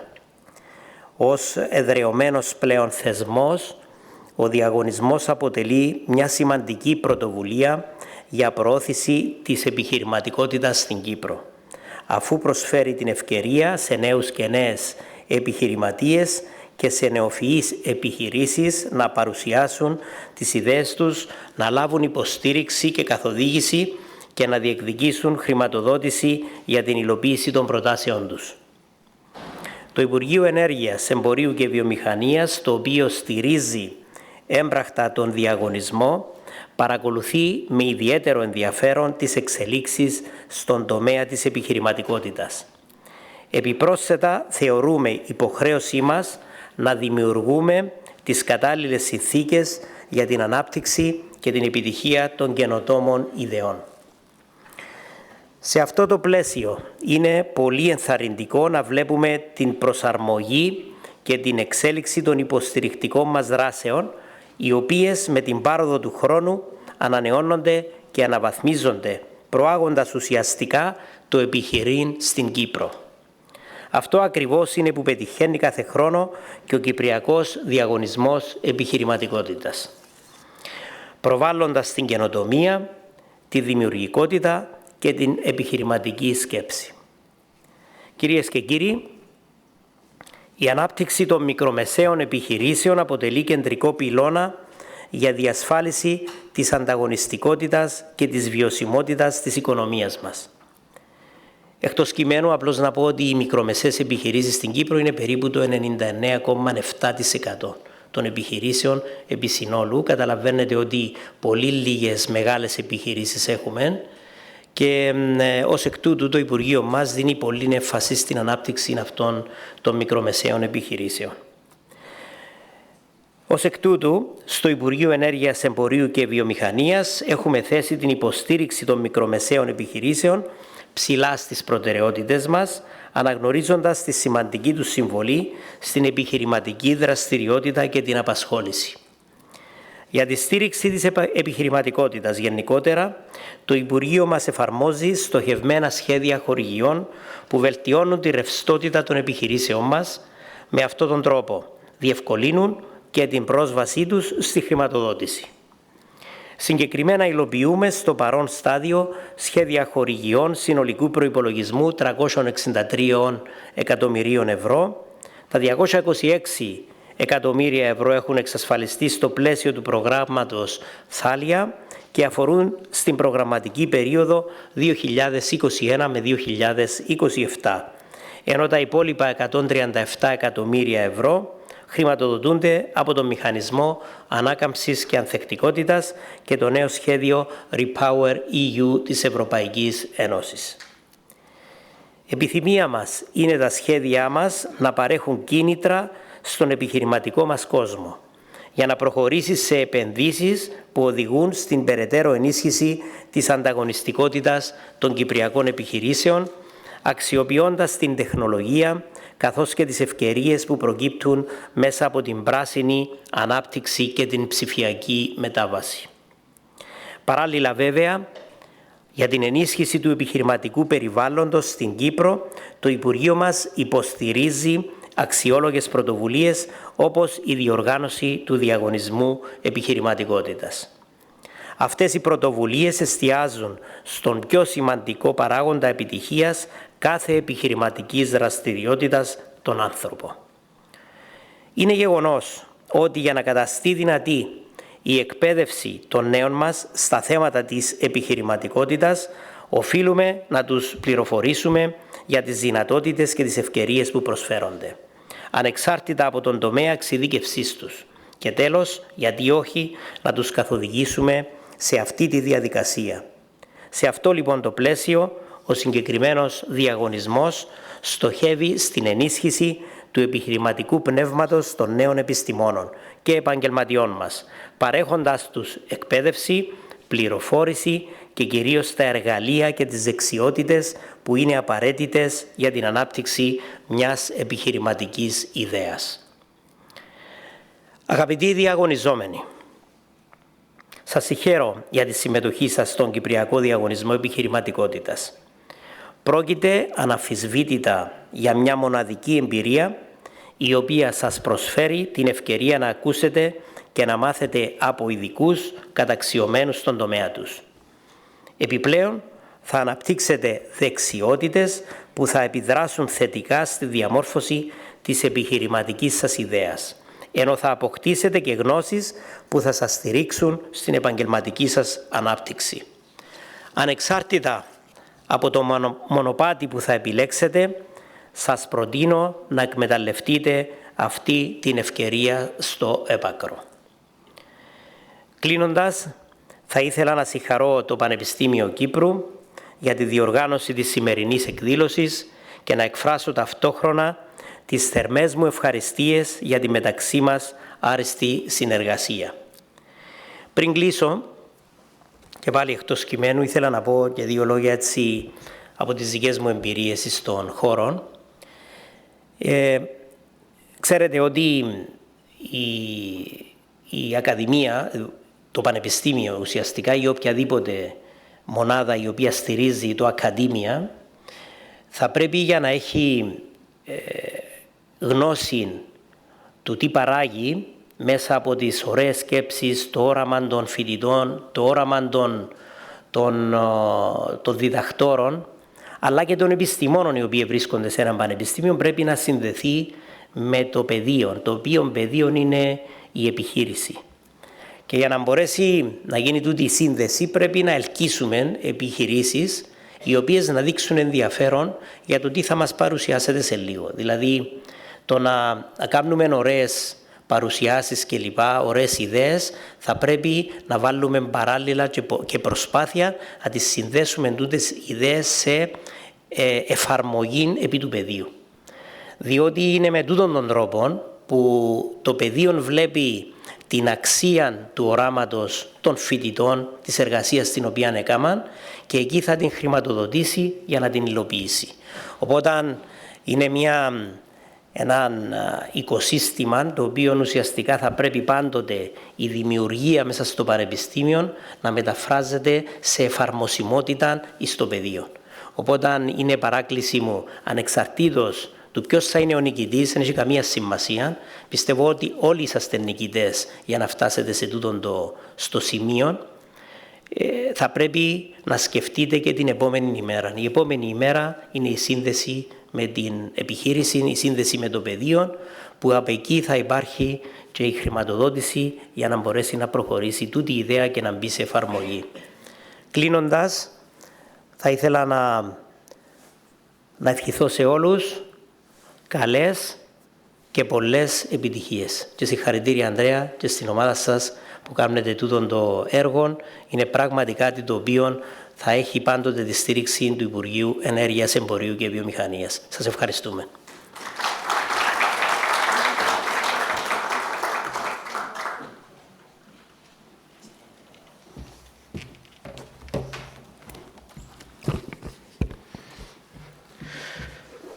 We thank the Minister of Energy, Commerce and Industry, Honorable Mr. George Pavanastasiou. And now, ladies and gentlemen, at this point, we invite the finalists of the competition to proceed with their presentations. The first team to present is Aeon Tech.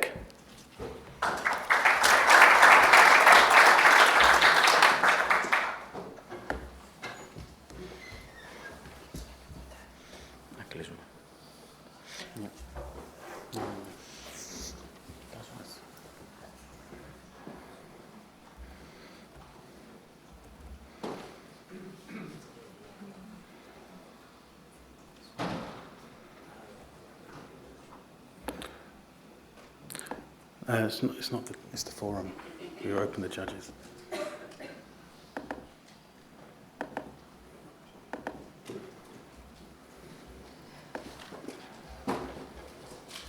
Yeah, we open the other one first.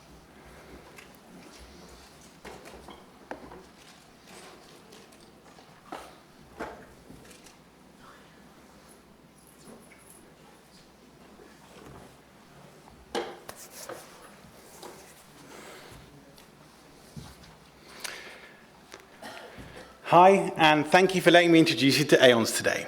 With Aeons, you can have all of time in your hands. I grew up exploring the history of the world on a 4-meter-long wall chart. It was the 90s, and this wall chart was mounted in thousands of walls of classrooms, libraries, and bedrooms all around the world. This publication sold over 350,000 copies and was designed and written by my father.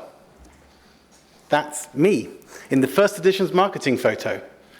Back then, and I didn't know this at the time, but I was dyslexic, and one of 65% of us with a learning difficulty who was educated purely through mainstream education. Fast forward to today, and over 50% of educators lead history and geography classes with little or no training in those subjects. I knew there was a way to make learning and teaching easier, and I'd love to tell you about a solution that will help students, like me, from being left behind by mainstream education. I envisioned a tool for students to learn history and geography with ease, more effectively and at their own pace. Aeons is an encyclopedia on a globe that champions self-directed learning and non-linear navigation by allowing users to spin through time. Aeons is a fun, versatile and engaging learning app that bridges the gap between mainstream education and special needs. And by championing an extensive range of accessibility features, users can personalize that experience for both the classroom and home. Education apps generated over 6 billion in 2023, growing 15 to 20% year on year since 2020. Our target customers are the educators and carers of students aged 7 to 10. And we want to reach out to the 220,000 schools and 139 million home educators who already use technology to support learning. In the data we've collected from schools both in Cyprus and abroad, We've had consistent responses from teachers saying that their current solutions are far from optimal at engaging the whole class. The resulting losses in confidence and love for learning amongst those students will affect them for the rest of their lives. So we're a solution that embraces inclusive design. We put self-directed learning at the forefront, and this is a feature that's more common in games and entertainment-focused children's apps, but really should be leading the classroom. So who are we? The Aeons teams consist of myself, Pos, the founder and CEO, Alex, our AI solutions expert, Eleanor, our historian, and Lama, our marketeer. And together, we combine expertise across media, technology, and content. We're also working with phenomenal partners in education, research, and accessibility. And most of us have had personal learning experiences growing up with dyslexia and other neurodivergent disorders, so we see ourselves as the voice of the customer. Aeons is predominantly a B2B revenue model, but we recognize a huge market for B2C. We are therefore pursuing a strategy that combines subscriptions for schools and one-time purchases for home users. Our multi-channel approach will be supported by targeted digital campaigns with feature-filled tutorial videos and product ambassador marketing to introduce Aeons as the go-to history and geography tool for the classroom. We expect a strong reception from our early school adopters, and we anticipate families and tutors will have an excitable word-of-mouth community forming around our home edition, reinforcing our brand recognition and loyalty. We have a target to exceed 3,000 schools and 20,000 home users by the end of the first year, boosting Aeons into profitability by 2028. With your support, we would like to launch the MVP in English-speaking regions by 2026. And Aeons is looking for €350,000 to accelerate production of and delivery of our MVP and perform extensive pre-launch market testing and enable us to also onboard a full-time development and content team ready to develop Aeons and its content ready for launch. Your investment will help us accelerate our next 12 months of activity. So we've had some great excitement from educational technology's greatest players, and we'd love to hear from you too. So if you have any questions, find us outside and we'll be happy to talk. And remember, with Aeons, you can have all of time in your hands. Thank you.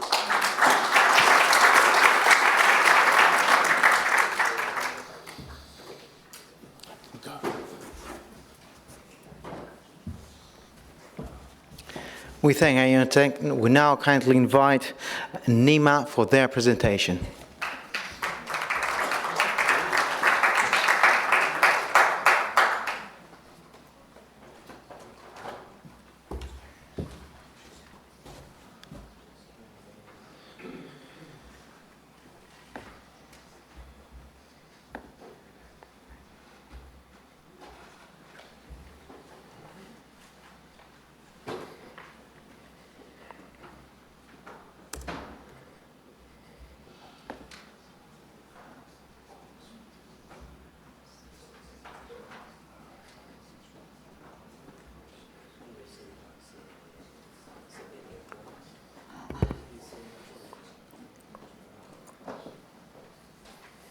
Does it show? Okay. Hi everyone, my name is Angelos and I'm here today to represent Nima Labs, a sustainable materials company on a mission to transform how we perceive luxury, quality and sustainability within the context of the fashion industry. In today's world, it takes about the same amount of water to fill a small house pool as it does to produce one single leather handbag. The leather industry is harmful to the environment, including both animals and humans. It consumes large amounts of resources in terms of water, land, and fossil fuels, and it has been linked with unethical treatment of animals, including excessive use of toxic substances. In fact, studies have shown that there is an increased risk of 20 to 50% in tannery workers to get lung cancer. At Nima Labs, we've taken a different approach. And to do so, we have called upon a local legend, the humble Paputsosiko, to help us in the quest. With our process, we aim to upcycle the more than 30 tons of prickly pear waste trimmings that are produced every year in Cyprus to produce a 100% bio-based leather alternative. Our product is 95% circular, and if you consider the entire life cycle, is CO2 negative. Velo has been designed with a multi-scale biomimetic approach in mind that offers durability. It can be processed with conventional leather processing techniques, and it can be customized in terms of colors and textures. As with every big problem, there is a big opportunity with brands like Stella McCartney, Adidas, and Mercedes already investing in the space with premium products already in the market. This is important not just because of the market opportunity and the rapidly growing market, but because policies and regulations and consumer behavior mandate a shift towards sustainable and ethical choices. The global leather market as a material is valued today at 32.3 billion. We aim to penetrate the space starting from local SMEs in Cyprus and Greece, a market that is valued at 3.5 million euros. From there, in year 2 to 3, we will expand to Italy and France, and from that point onwards, expand to the broader vegan leather European market. While we are not operating alone in the space, Velo stands out as the only 100% bio-based leather alternative that combines durability and affordability. We can achieve this because we source locally and we are using primarily waste materials. Our go-to-market strategy is based on competitive pricing. We will build relationships with small SMEs in Cyprus and Greece that struggle with material availability, sustainability, and affordability, and then move to larger brands in Italy and France that seek to differentiate from competition. Over the time, we aim to secure supply contracts with big European brands. We project to break even by year 3, and that's assuming a unit price of 75 euros per square meter of Velo. By the end of year 2, we will have a major upgrade to our equipment, move from lab scale to production scale. That's to meet demand and cover the capacity. And even with conservative estimates that take into account 10 square meters of Velo being produced every month just for R&D purposes, we aim to exceed 1 million in revenue by year 5. Nima Labs started as an idea in August 2023, and by December of 2023, we have graduated from the United Nations Accelerator Program with 25,000 euros to set up the business and develop our first prototypes. Since then, we have secured multiple LOIs from local SMEs and manufacturers. We have graduated from another accelerator that took us to Slash, where we connected with investors, and we have submitted proposals worth more than 300,000 worth of equity-free money for Nima Labs. We are now on track early next year to launch our MVP and leverage on the letters of intent to get products in the market by the summer of 2025. The team, apart from myself, we have Katerina, who is an expert in material science and chemical engineering with more than 10 years experience in the space. Michalis, who has a lot of experience in production and quality control processes. All in all, we're seeking for 450,000 euros to fund key activities for the business, including hiring a commercial officer and taking the full team on the full core team on a full-time basis, as well as upgrading our equipment. So thank you very much for your attention. We're still at the very early stages of the business, and we welcome any sorts of partnerships, advice, and mentorship. Thank you very much.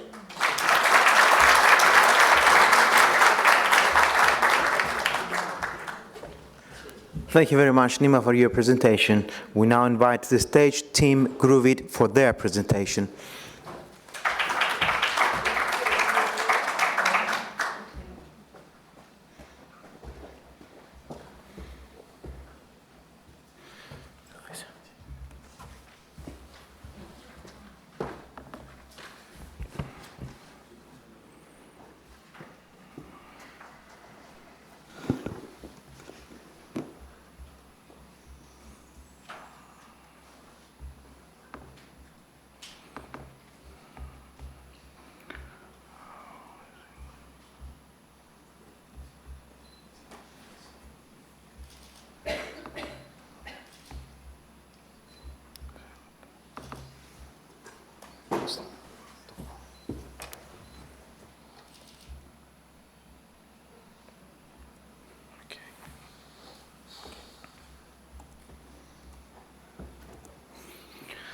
Hello everyone, I'm Iraklis Frankos, CEO and co-founder of Groovit. But to be honest, most people know me as Pueblo Franco, my DJ name for the past 15 years.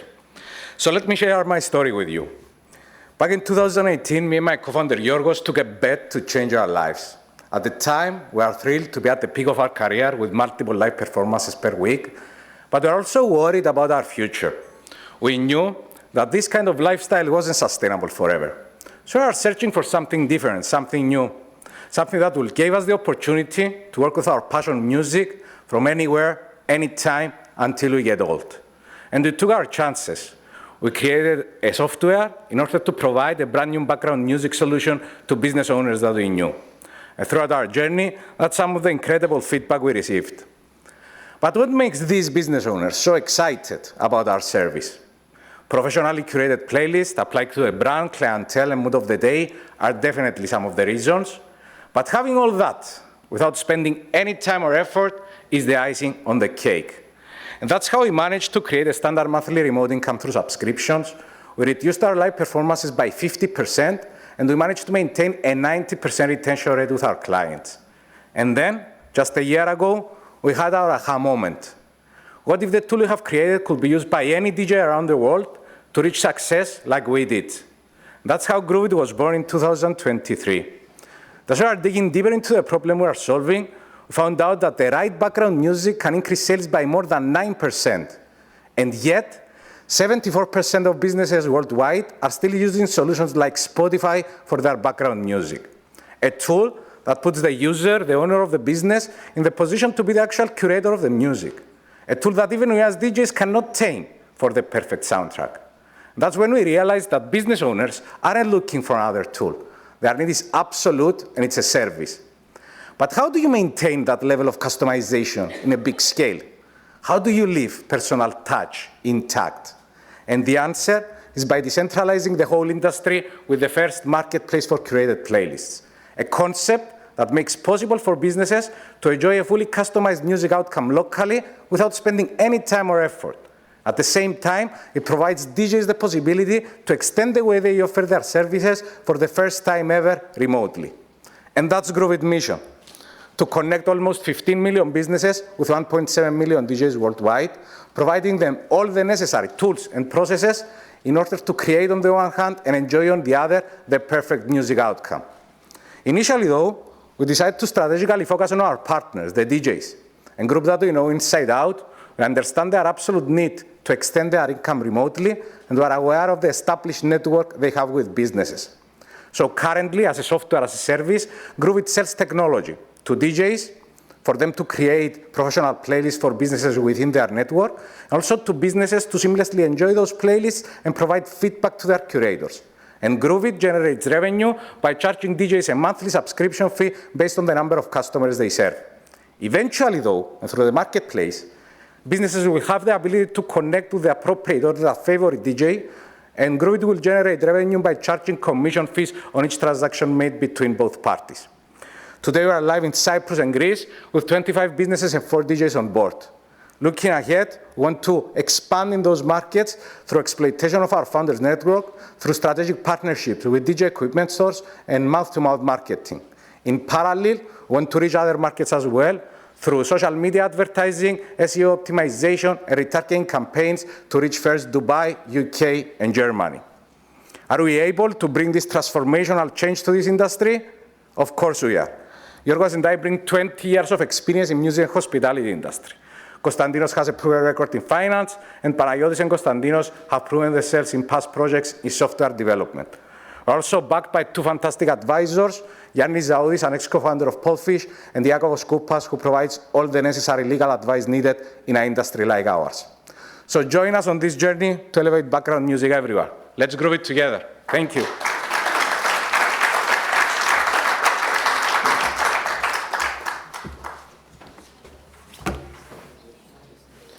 We thank Groovit for their presentation.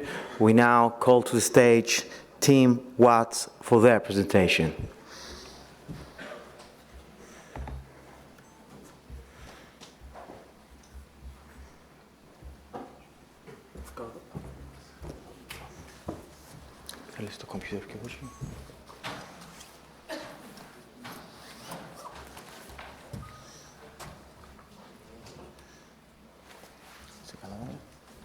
Okay.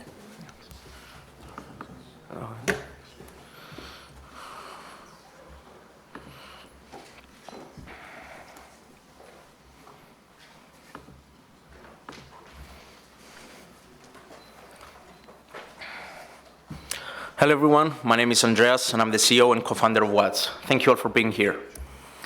Each one of you here today, most probably you owned a stock or invested in cryptocurrency through Revolut or some other app, or funded a project through Kickstarter, or even funded a startup owning a piece of their future. That means you're all retail investors actively participating in this new world of accessible and innovative investment opportunities. But let me ask you this. How many of you have ever invested in renewable energy projects? And I don't mean investing in green companies, green ETFs, or green bonds. I'm talking about investing and owning a percentage of a solar farm, a wind farm, or an EV charger. And even if you had the chance to do it, you most probably didn't because the process was complex, expensive, and exclusive, with institutional investors having a significant advantage. And that's the gap we're here to close with Watts.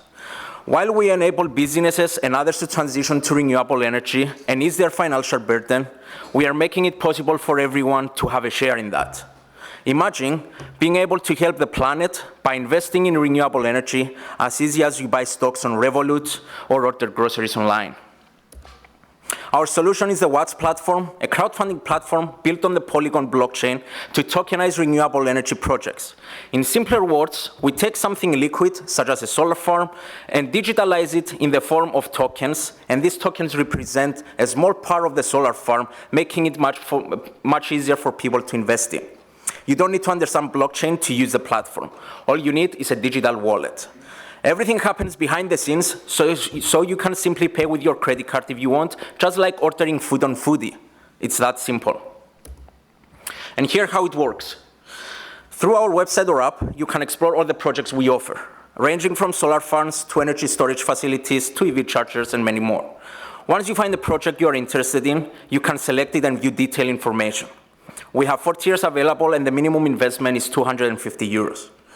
You can add multiple tiers to your cart, as you see on the screen, and purchase them together, or simply purchase one. After selecting a tier, you sign an agreement and complete the checkout process. Next, you will approve the transaction on the blockchain, and just like that, you own a piece of a solar farm. Imagine owning an array of solar panels like this one, but bigger in size, and whatever energy they generate, it's sold, and you make money. It's yours. 10 to 12% return of investment. The time for such platform is now. European Union has set ambitious goals for renewable energy transition by 2030, which will be driven by impact investing projected to reach 6 trillion in the same period. According to Morgan Stanley, PwC, Deloitte, and others, 85% of retail investors are interested in sustainable projects, and also 76% of financial leaders view blockchain as necessary. Also, BlackRock's tokenized institutional fund reached 520 million last month. Unlike traditional crowdfunding platforms, Watts leverages blockchain technology and tokenization to enable digital ownership, transferability, security, and transparency. It also breaks down barriers such as regional restrictions and local currency limitations. Our peer-to-peer marketplace empowers users to exit their investment at any time they want or join opportunities that were previously sold out. The interactive investment experience enhances engagement, offering investors a more interactive platform with added rewards. With smart contracts, all processes are automated and secure and transparent. This eliminates intermediaries, making transactions faster, easier, more efficient, and free of excessive fees. Our platform has been validated through 2 successful campaigns. Currently, we have several projects in the pipeline and are in the process of becoming a reality. The feedback we receive has been carefully implemented to enhance the platform from the pilot that we have. We are a dedicated team of full-time experts with experience from industry-leading companies such as Microsoft, McKinsey, and Tesla. Backed by exceptional advisors, we are well equipped to drive our vision forward and achieve success. Our financial projections indicate that we'll break even by the 3rd year, which is also when we plan to begin expanding overseas. Our goal is to target the European market, the Middle East, and Africa for renewable energy projects. We have already identified partners and developers interested in bringing future projects to our platform. Currently, we are self-funded and in the pilot phase, with 2 successful campaigns completed, and we are also in beginning the process to obtain this SciSec license. The €12,000 prize from this competition will help fund the application for the SciSec license and support the continued development of our platform. Thank you, and let's together shape tomorrow 1 Watts at a time.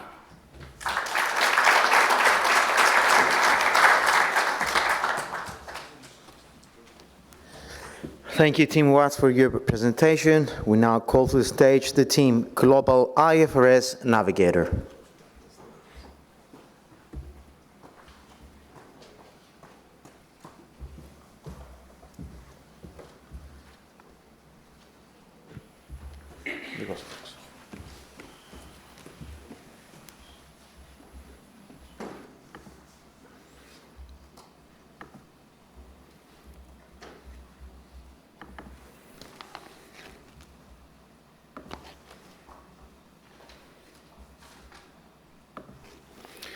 Hello everyone, any accountants in the room?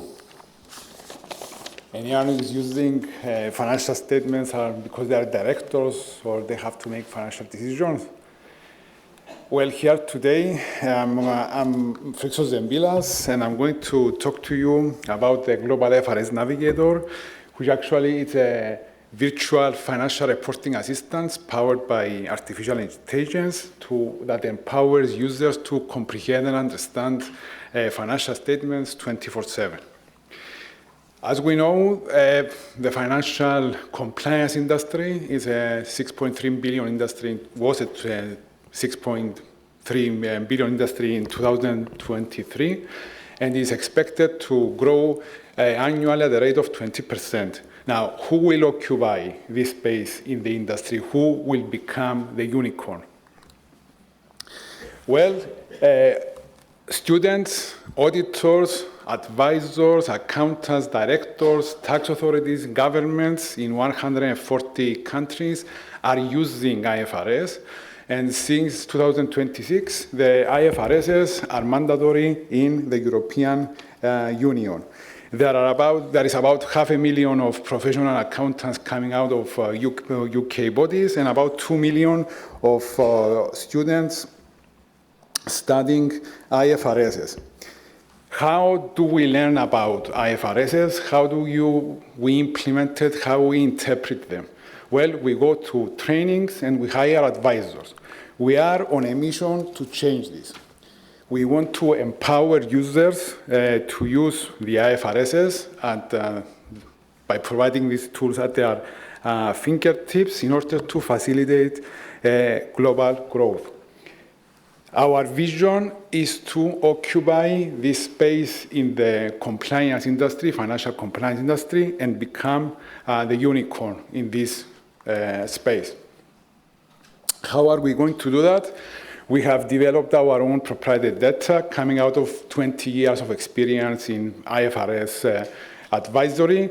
We have 15 years of training experience providing trainings for accountants and non-accountants. And this is going to be provided with multilingual capabilities. Talking to our users, we realized that we have to provide a community for them to exchange different ideas, talk to each other, and of course, when we're talking about advising them, they need to talk to a human being in order to get better advice. We decided that we're going to compete on value and not in cost because users appreciate what they are going to get. What's next in the pipeline?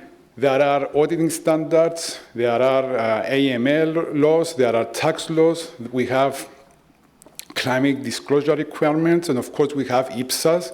IPSAS are the International Public Sector Accounting Standards, where they're going to be implemented in 132 countries. They are implemented in the European Union and of course Cyprus. The decision to offer this service is coming out of our pain in learning and providing these services. Constantina is an experienced IFRS advisor for the past 15 years. Maria is coming from the banking industry where she had to interpret financial statements, understand the risk of the companies, and make financial projections. Coming out of this accelerator, we were given advice that we need a digital marketing specialist. This is Celia that came on board the team. Andreas, who is sitting now in the auditorium, and you can talk to him if you want during the cocktail. He is a specialist in developing fintech industry. He has been working in the financial sector, in payment institutions and in banks for the past 15 years. And myself, coming from the accounting training and with some computer background, where with Andreas we code the tool. Where are we now?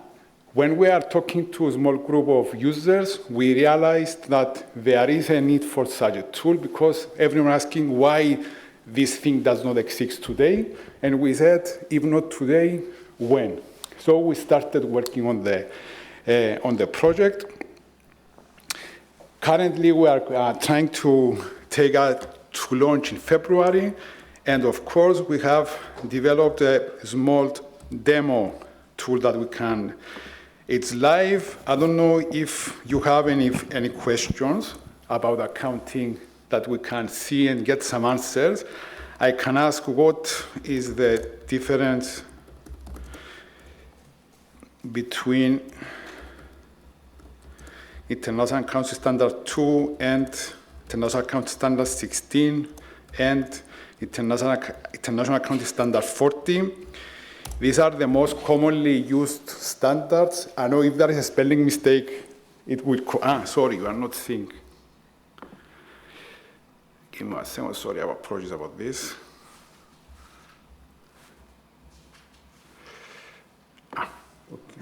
Okay, this is the question, and you get your answers. I ask the questions, what is the difference between the standards?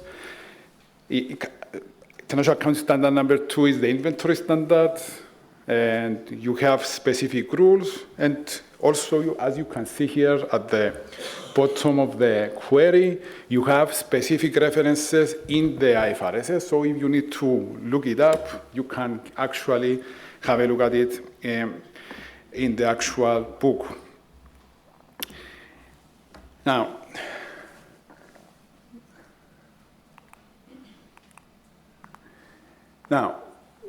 what is our business model? It's a subscription-based model.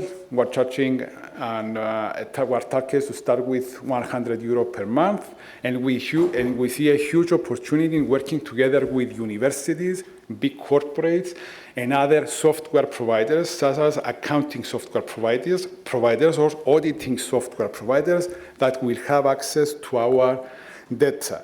What are the numbers telling us? We need 180,000 euros for the first 2 years.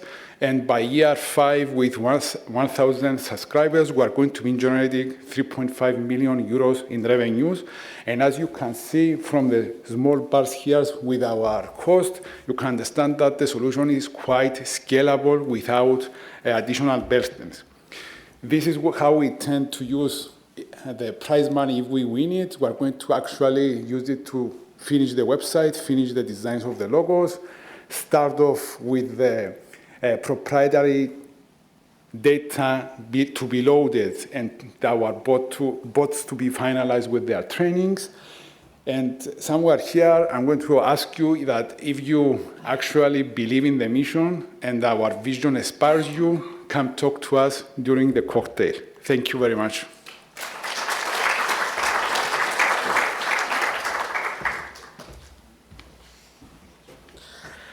Thank you, Global IFRS Navigation, for your presentation. We now call to the stage Team Alicia. Hello, everyone. I'm Evangelia, and today I'm representing Alicia Solutions towards longevity. And today I'm here to shed light on how longevity can be more personalized, accessible, and proactive. So when people are not completely healthy or they are not very sick, they don't know who to ask for advice or help. Let's say that you are tired and you cannot lose weight, but at the same time, you are exercising and you're eating quite healthy. Then why are you feeling like that? It can be many different things like hormonal imbalance, insulin resistance, stress, inflammation, and more. And honestly, that was me. And that's exactly what led me to join this journey and get involved with Alicia, not just for myself, but for everyone who's asking the same questions. So who to reach when you are in this gray zone? Unfortunately, our healthcare system is not designed for people in this zone. Instead of focusing on prevention and early intervention, they often wait until things get worse. But there is an opportunity here, and we are here to tackle it. And what do? We are decoding longevity.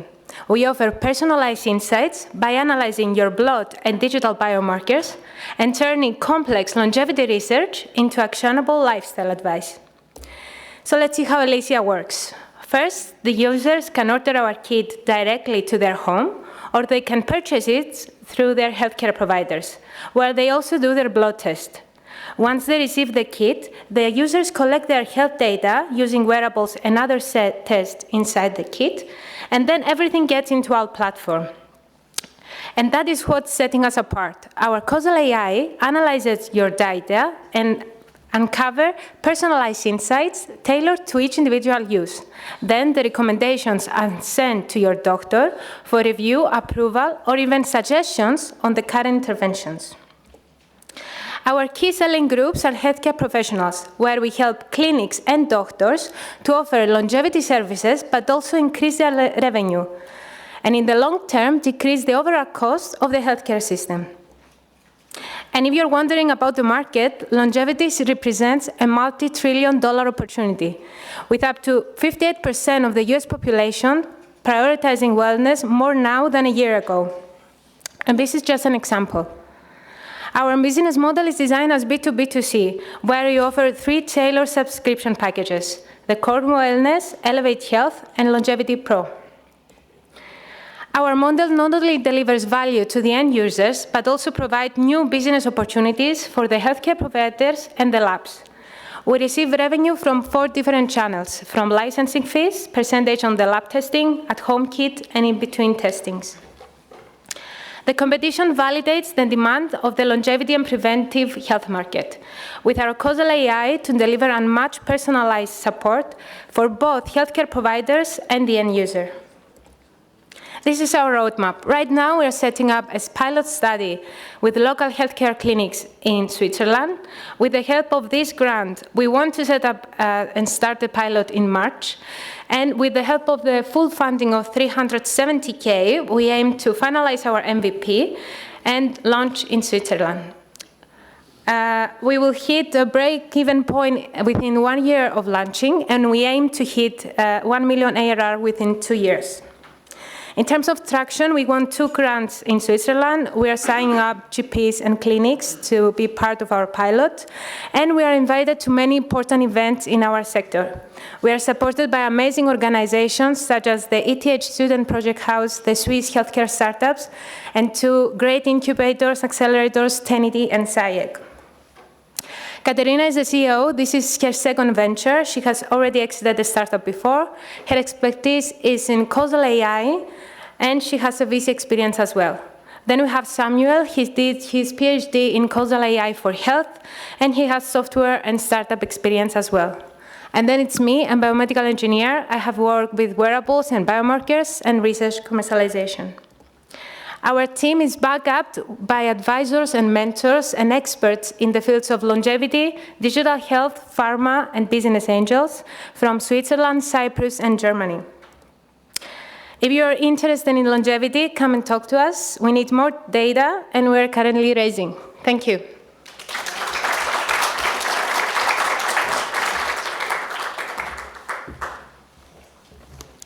We thank Alicia for the presentation. We now call to the stage Team IPC.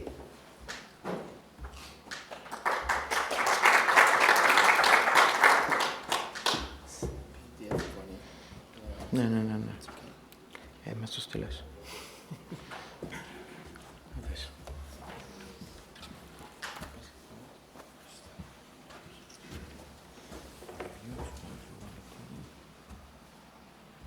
Padlo to enter, ne?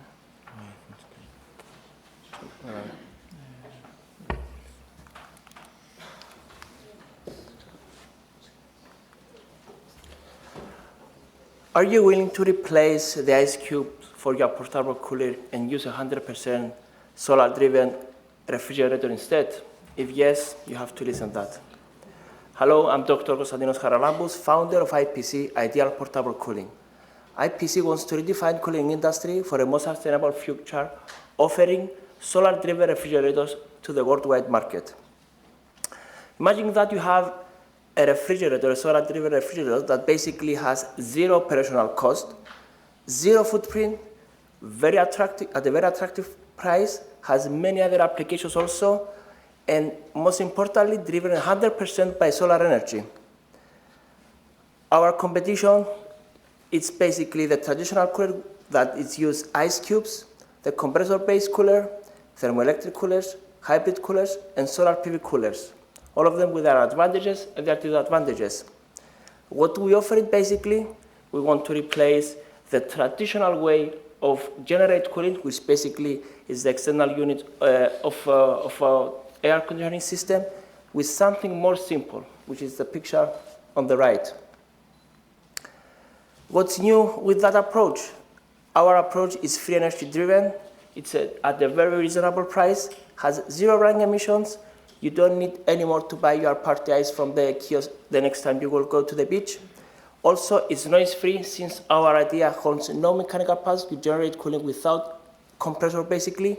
We have a hybrid version that can run 24/7, and also you have the ability to store energy for infinite period of time, so you generate cooling when you need it in a very short period of time. The global camping cooler market, it was at 2020 to $5.81 billion, and it's going to be 12.21 at 2030. Where we want to stand, instead of pricing, we want to manufacture our cooler at 100 euros and sell to 300 to the customer. Our business roadmap, obviously, build prototypes, collect data, and improve the efficiency of our product, have MVP and excessively tested, and then ask for a further funding to enter the market. What our current stage, basically, it's a prototype that I'm preparing, which is the picture, the second picture on the right, which it's that application, which is going to be soon in a few weeks' time. Unfortunately, it cannot run now. And for an investor, we only ask 4,000 and 8,000 euros in order to be one stage before customization, increasing the efficiency of that thing at that level that you cannot resist it. Our winning team, myself, I have a PhD experience on a similar subject. We have a material expert that I cannot mention his name now. Also, Athena Constantinou, our CFO and her team. Ms. Sofia Tsangalidou, our CMO with her team. And the CEO will add it later on when it's going to be more mature, the idea. Other products that can be generated from that idea, it's wine portable cooling, space cooler, freezer for supermarket, ice storage and transportation, and many others. Just name it, we can do it. So, are you ready now to replace your ice cubes the next time you will go to the beach and have one of those? Thank you very much.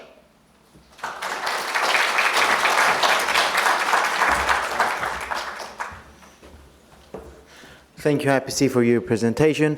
Ladies and gentlemen, at this point, we will have to interrupt the normal procedure of the event due to the fact that the Honorable Minister of Energy, Commerce and Industry has to depart due to an unforeseen urgent commitment. Before he does so, he has a few words that he would like to say to you.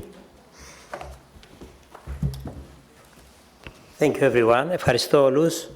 Θα πρέπει να αποχωρήσω, θα το πάρω μαζί μου να μελετήσω τα business ideas. Κάποια ήταν πολύ impressive, μπορώ να πω. Και εφόσον είδα και τον Donald Duck πάνω σε μια γραβάτα, νομίζω είναι ο χρόνος να αποχωρήσω. Ξέρω ότι οι μεγαλύτεροι εφευρέτες, ξέρετε ότι ήταν τούτοι οι περίεργοι, με, όχι Donald Duck στη γραβάτα, αλλά με διάφορα άλλα. Οπότε να συγχαρώ όλους που φτάσαν μέχρι το σημείο τούτο. Είμαι σίγουρος ότι είδατε πάρα πολλές ιδέες, business ιδέες στην πορεία. Αυτοί κατάφεραν να φτάσουν μέχρι το σημείο το οποίο είναι σήμερα εδώ. Θα αφήσω κάποιον στην θέση μου ο οποίος θα βραβεύσει τους νικητές. Εύχομαι σε όλους Καλές επιτυχίες, συγχαρητήρια πάλι σε όλους. Να ξέρετε πάντοτε ότι δεν σημαίνει ότι ο νικητής είναι πάντοτε ο καλύτερος, είναι εκείνος ο οποίος μπορεί να κατάφερε να πείσει εκείνους που έκριναν τι είναι το καλύτερο. Οπότε να ξέρετε πάντοτε ότι η καλύτερη εφεύρεση συνοδεύεται και με το καλύτερο presentation. Να είστε πάντα καλά. Ευχαριστώ.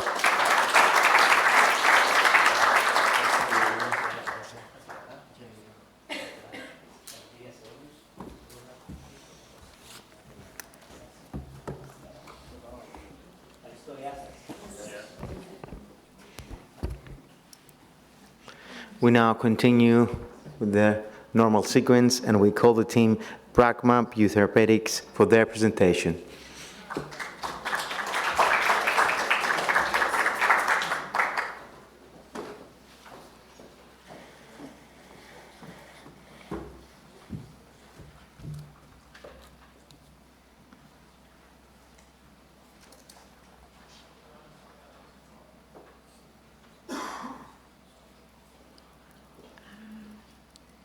Here.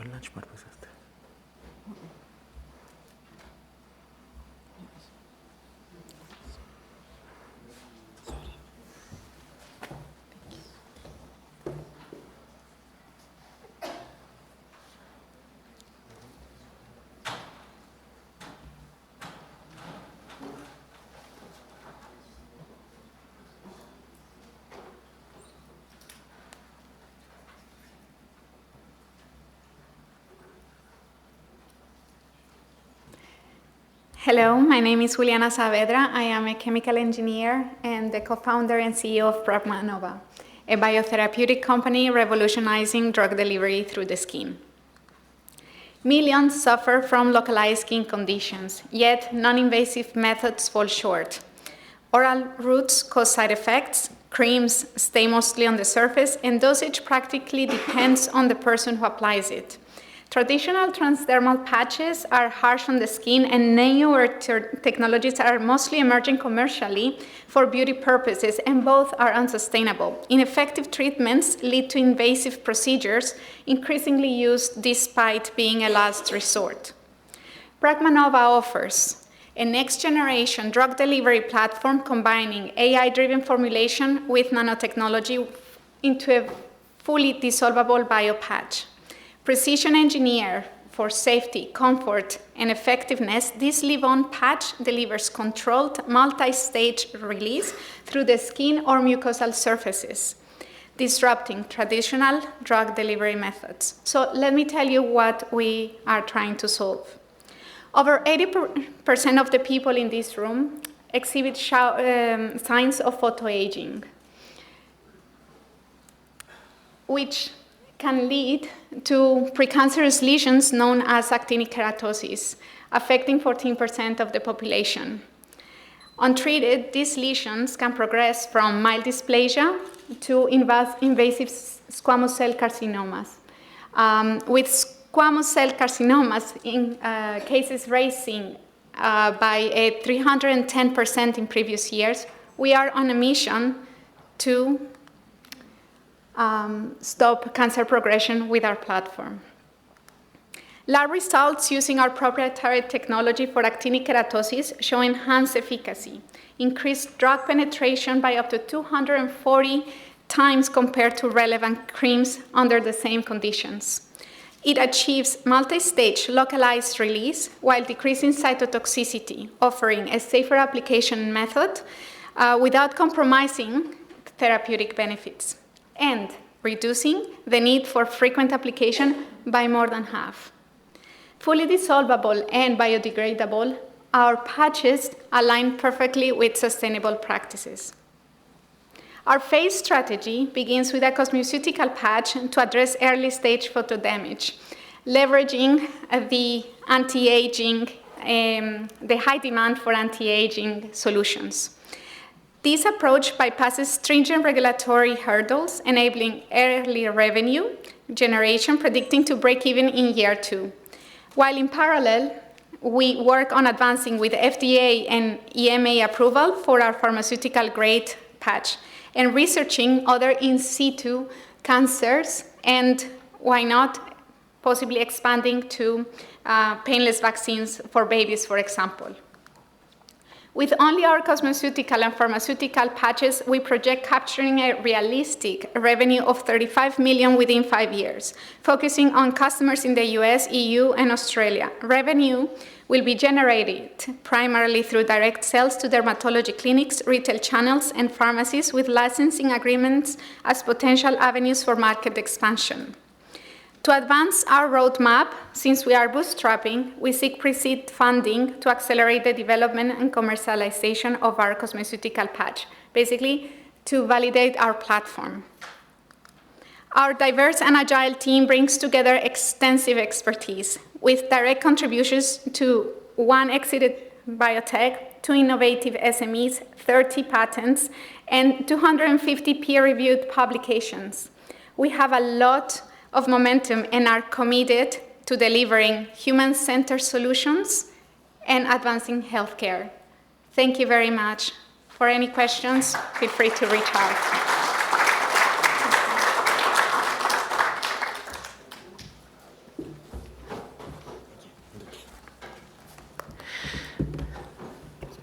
Thank you, Pragma Biotherapeutics, for your presentation. We now call to the stage the team Renti for their presentation.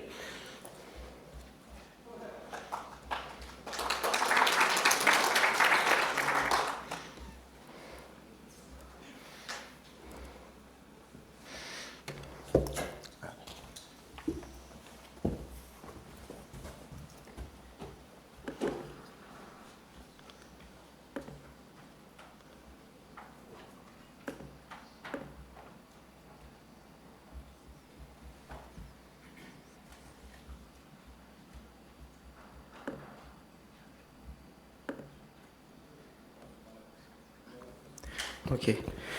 Good afternoon, everyone. My name is Andonis, and today I will represent you our idea Renti. But first, I would like to ask you 2 questions. Who is currently renting or rented in the past? And also, who had a bad experience with their landlords? I did.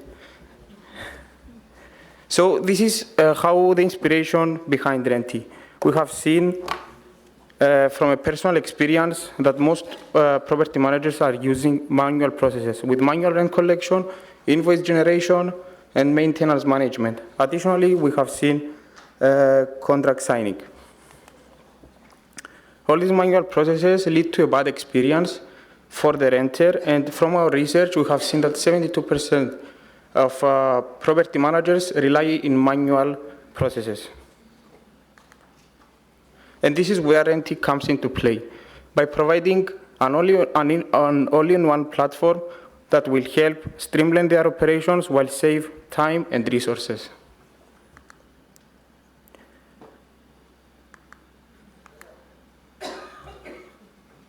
Sorry. Okay.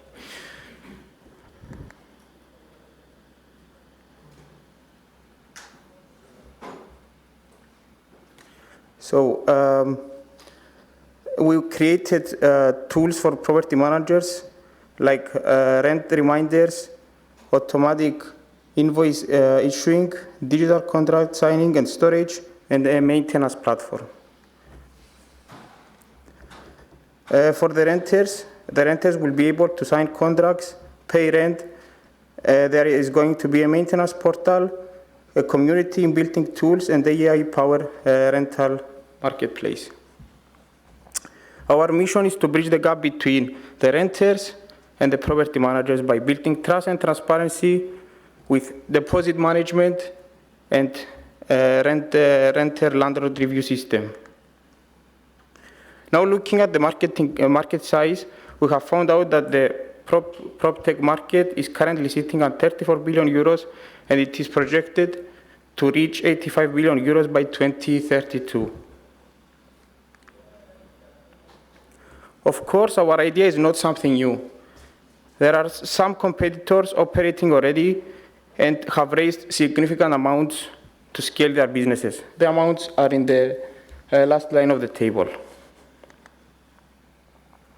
We aim to compete differently by building trust, transparency, and efficiency with features such as mutual reviews, deposit management, community building tools, and for shared space management. Additionally, we will be cheaper than our competitors with a modular design to fit any need. Our go-to-market strategy is initially to create the core property management platform, then to add a maintenance portal, and lastly, we will include the renters marketplace, community building tools, and mutual reviews. Renty has multiple revenue streams, which are based on monthly subscriptions and marketplace commissions. So let me introduce you the team, which consists of Zenonas, Michalis Panagiotis, and myself. Our team is skilled and focused on software development, business development, and also we have experience on running startups.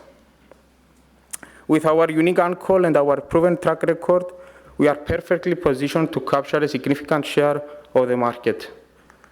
Thank you so much, and if you have any questions, we will be also available at the cocktail.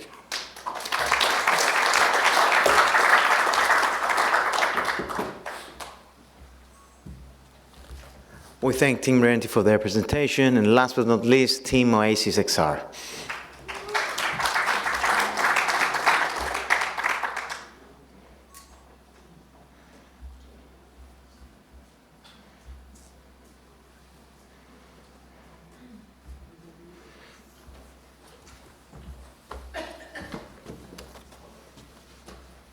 Save to the best for last.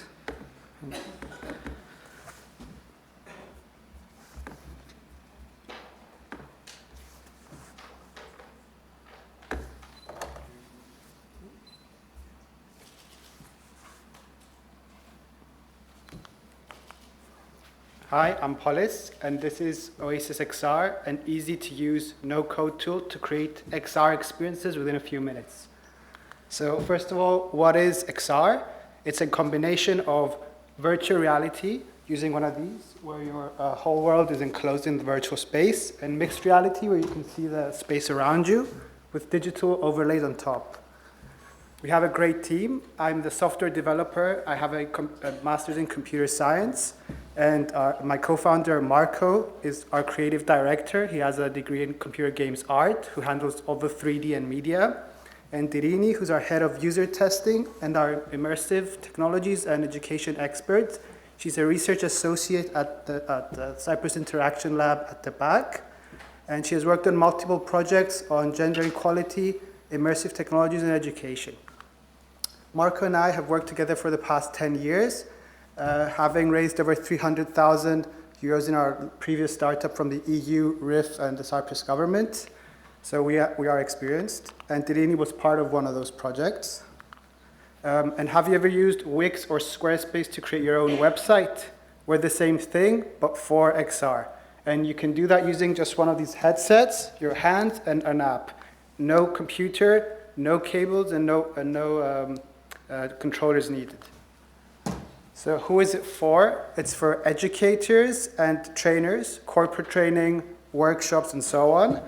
And it's for them to stand out, gain a competitive advantage, and offer better learning, as research has shown that XR experiences are more memorable, more impactful, and more immersive compared to traditional methods of e-learning, such as PowerPoints or websites. Our competition looks like this. It's either too complicated on the computer, where you'd need programmers and 3D artists, or excessively simplistic on the headset. Our experience is, our solution is easy to use, no code, and produces very high quality results, and they are interactive. Our competitors charge between 10,000 to 60,000 for very simplistic solutions and can easily go over 100,000. While our solution just charges 35 euros per month to 100 euros per month for our solution. And it's, again, easy to use. There are lower upfront costs. It's less likely to need internal approval from your school, organization, or university. And it reduces the barriers to entry into XR.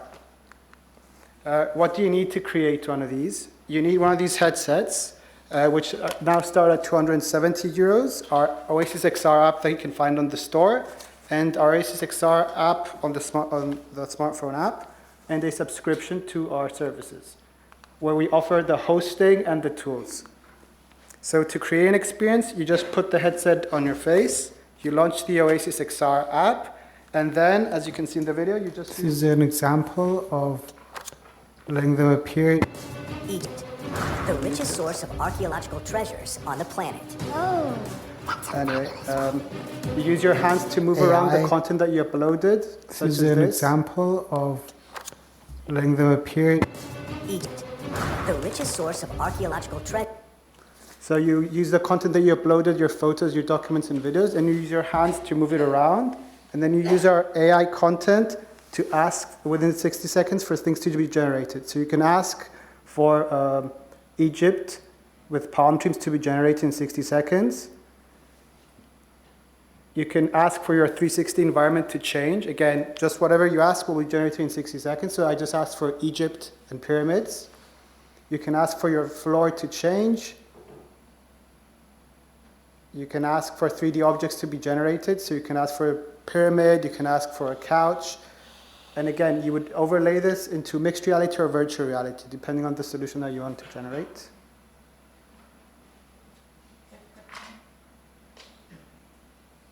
You can use a Bluetooth keyboard to add text. And you can use our smartphone app to scan 3D objects. And this is a website that you could also add. These are content that has been scanned using our smartphone app. This is my co-founder, Marcus, who likes being on screen. And a whiteboard. This is for education mostly.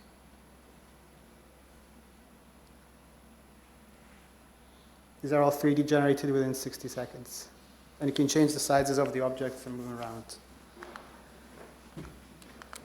Why now? We think that hardware and software maturity for XR will be reached in the next 18 months, and we want to be there with a company, a team, and a product to capture this new innovation. Our roadmap is that we currently have a prototype and a set of features that we're testing. We're going to have our first MVP by April of 2025, and we're going to have our first version by the end of next year, launching in the US and UK, sorry, in the EU and UK, and followed by the US the year after. The XR creation toolkit market right now is at 5 billion, and it will double to 10 billion in the next 18 months. And we're seeking 180,000 for 18% to build our first version. We're expecting over 3 million in revenue and cumulative cash by year 5. Thank you.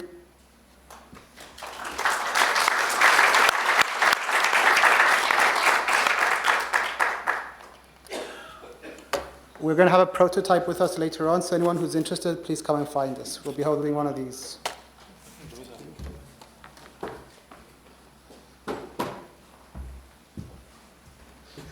At this time, at this point, we have concluded with the finalist teams of Cyprus Entrepreneurship Competition. At this point, we will proceed to the launchpad presentations, at which we have teams which did not compete for the competition due to the fact that they were in a more advanced stage for the project. The first team to present is Team Watson.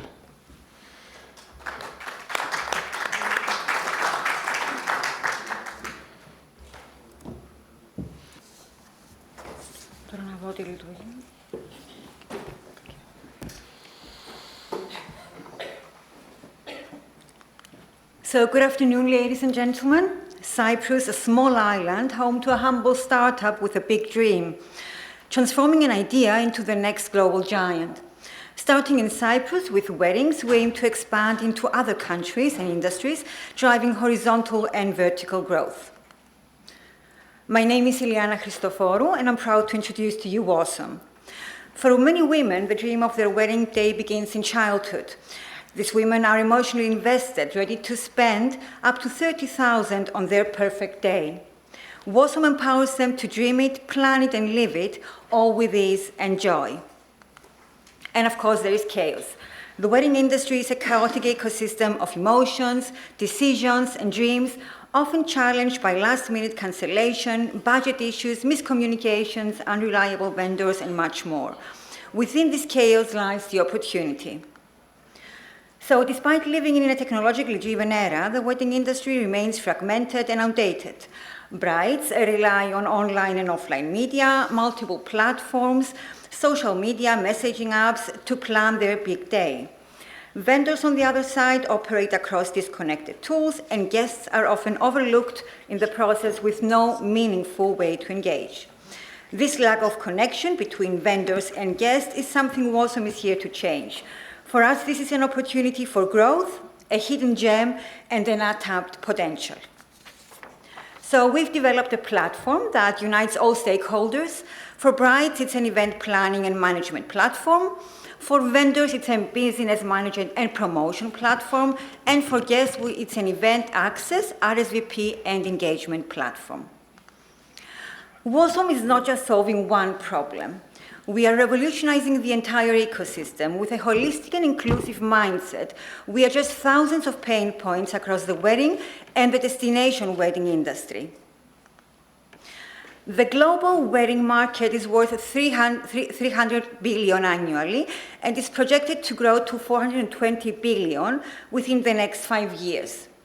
And despite this immense value, this untapped market has yet to see a dominant global player, and WASOM aims to fill that gap.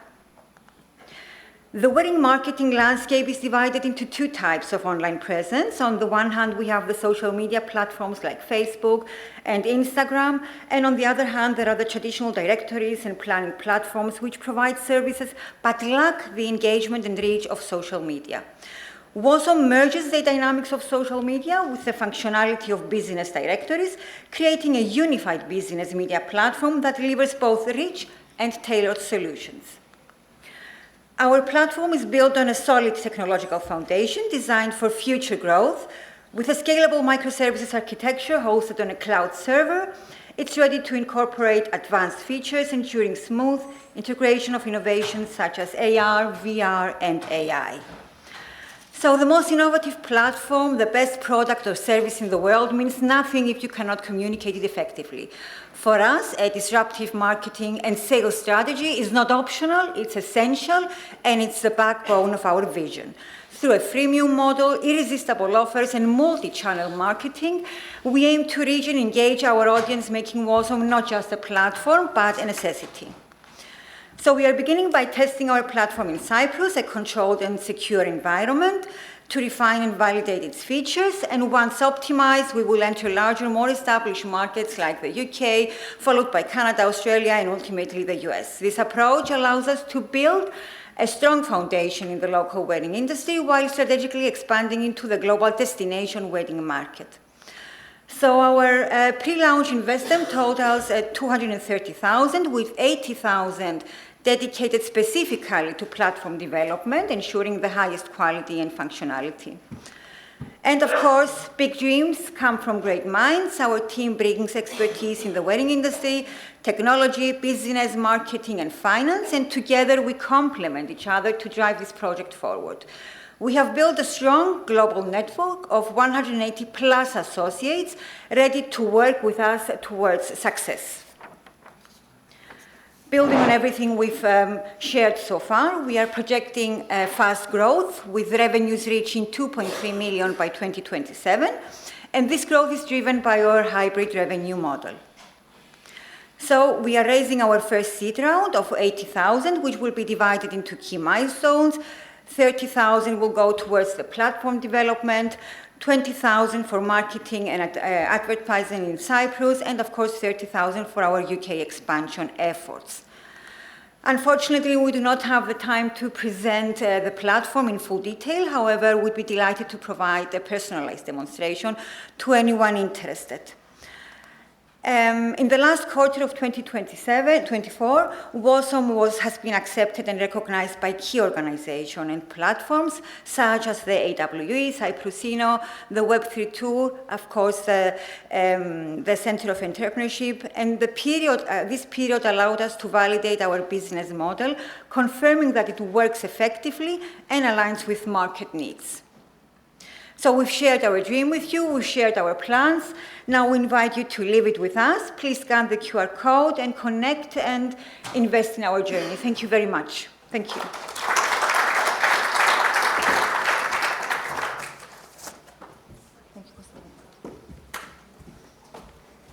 Thank you, Wasm, for your wonderful presentation.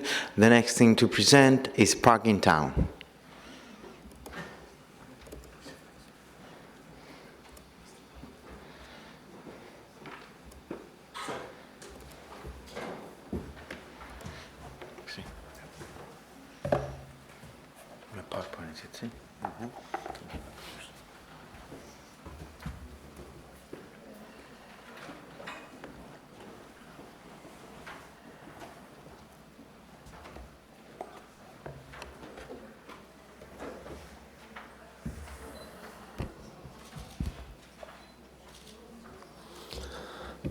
Hello. I would like to ask you to close your eyes for a moment and imagine that you are in your car. Please close it.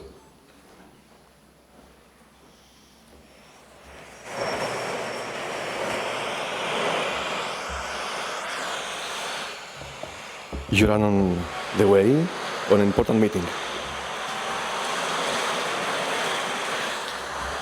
You are almost there, but you drive down on the street and nothing. You drive in another street, but again nothing. The clock is ticking, and the stress is building. Finally, at the end, you find a parking space. You turn the corner and pull up to the entrance. But then, you notice the sign, €3 in coins for the whole day. Do you have €3 in your pocket right now? Please raise your hand. I thought about that. Most of us, we don't. And now, you are stuck, wasting time and energy, and all you want was a simple place to park. Research indicates that each driver has an annual loss per year, €200 and 35 hours per driver. If we add the payment method and other services, everybody will agree with the situation that highlighting an area for significant improvement in efficiency. Hello, I'm Nikos from Parking Town. I will present you how we'll aim to address the parking change solution. To solve this problem, we connect the drivers with the parking places. We are developing the Parking Town application, which helps drivers save time and money by allowing them to find, choose, navigate, and make contactless payments.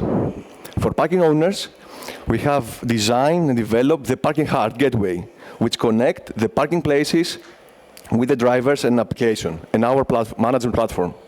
In this way, parking owners can get a digital presence, increase their revenue, and offer better customer services. This is a win-win situation for all. For parking owners, for all the drivers, and even for the city, that reduce the traffic congestion and the environmental impact. We target 200,000 drivers in Cyprus and aim to capture 25% of a €10 million market evaluation within 2 years. Our scalable solution is designed to expand internationally, leveraging our proprietary technology to enter new markets. Unlike existing solutions that rely on traditional payment methods and isolated systems with limited integration ability, Parking Town offers a seamless digital-first approach. The parking hard device and the management platform allows to zero onboarding cost and digitalization of the parking owners, and the mobile application is free to download as well for the drivers. Our revenue comes from a transaction fee of 50 cents per parking station and a €2 pre-booking fee for our premium model. This structure will fit busy professionals and anyone evaluating time and convenience. We project capturing 2% of our market and serving 4,000 drivers in the first year, growing to 25% and 55,000 drivers by year 2, achieving a net income of €1.4 million, and expand our business activities abroad. Additionally, we did a stress test, and we are pleased to report a profitability of 26% in year 3. These represent a significant return on investment for those who choose to join us on this business opportunity. Our go-to-market strategy is to commercialize our available MVP application in Apple and Google stores by engaging in B2B and door-to-door activities. Already, we have a letter of intent for collaboration from 15 parking places, and our target is to reach 55 in the next quarter. We're working on a dynamic marketing approach with a clear objectives and KPIs and timelines. Our experienced team of professionals have proven track record in deploying Cyprus' first public smart parking system in Paphos. We are committed in driving Parking Town success in the future. We are looking for funding for an angel investor, preferably in the parking industry, to provide €340,000 to develop our platform, cover our operating expenses, and stay ahead of the competition for the next 12 to 18 months. In return, investors will receive a stake in our company, contribute to improving driver lives and profitability, revolutionize the parking industry in Cyprus and abroad. I'm calling you to be our evangelist. Scan the QR code, download the app, use the app, make comments, enjoy the first private smart parking system in Cyprus. Thank you.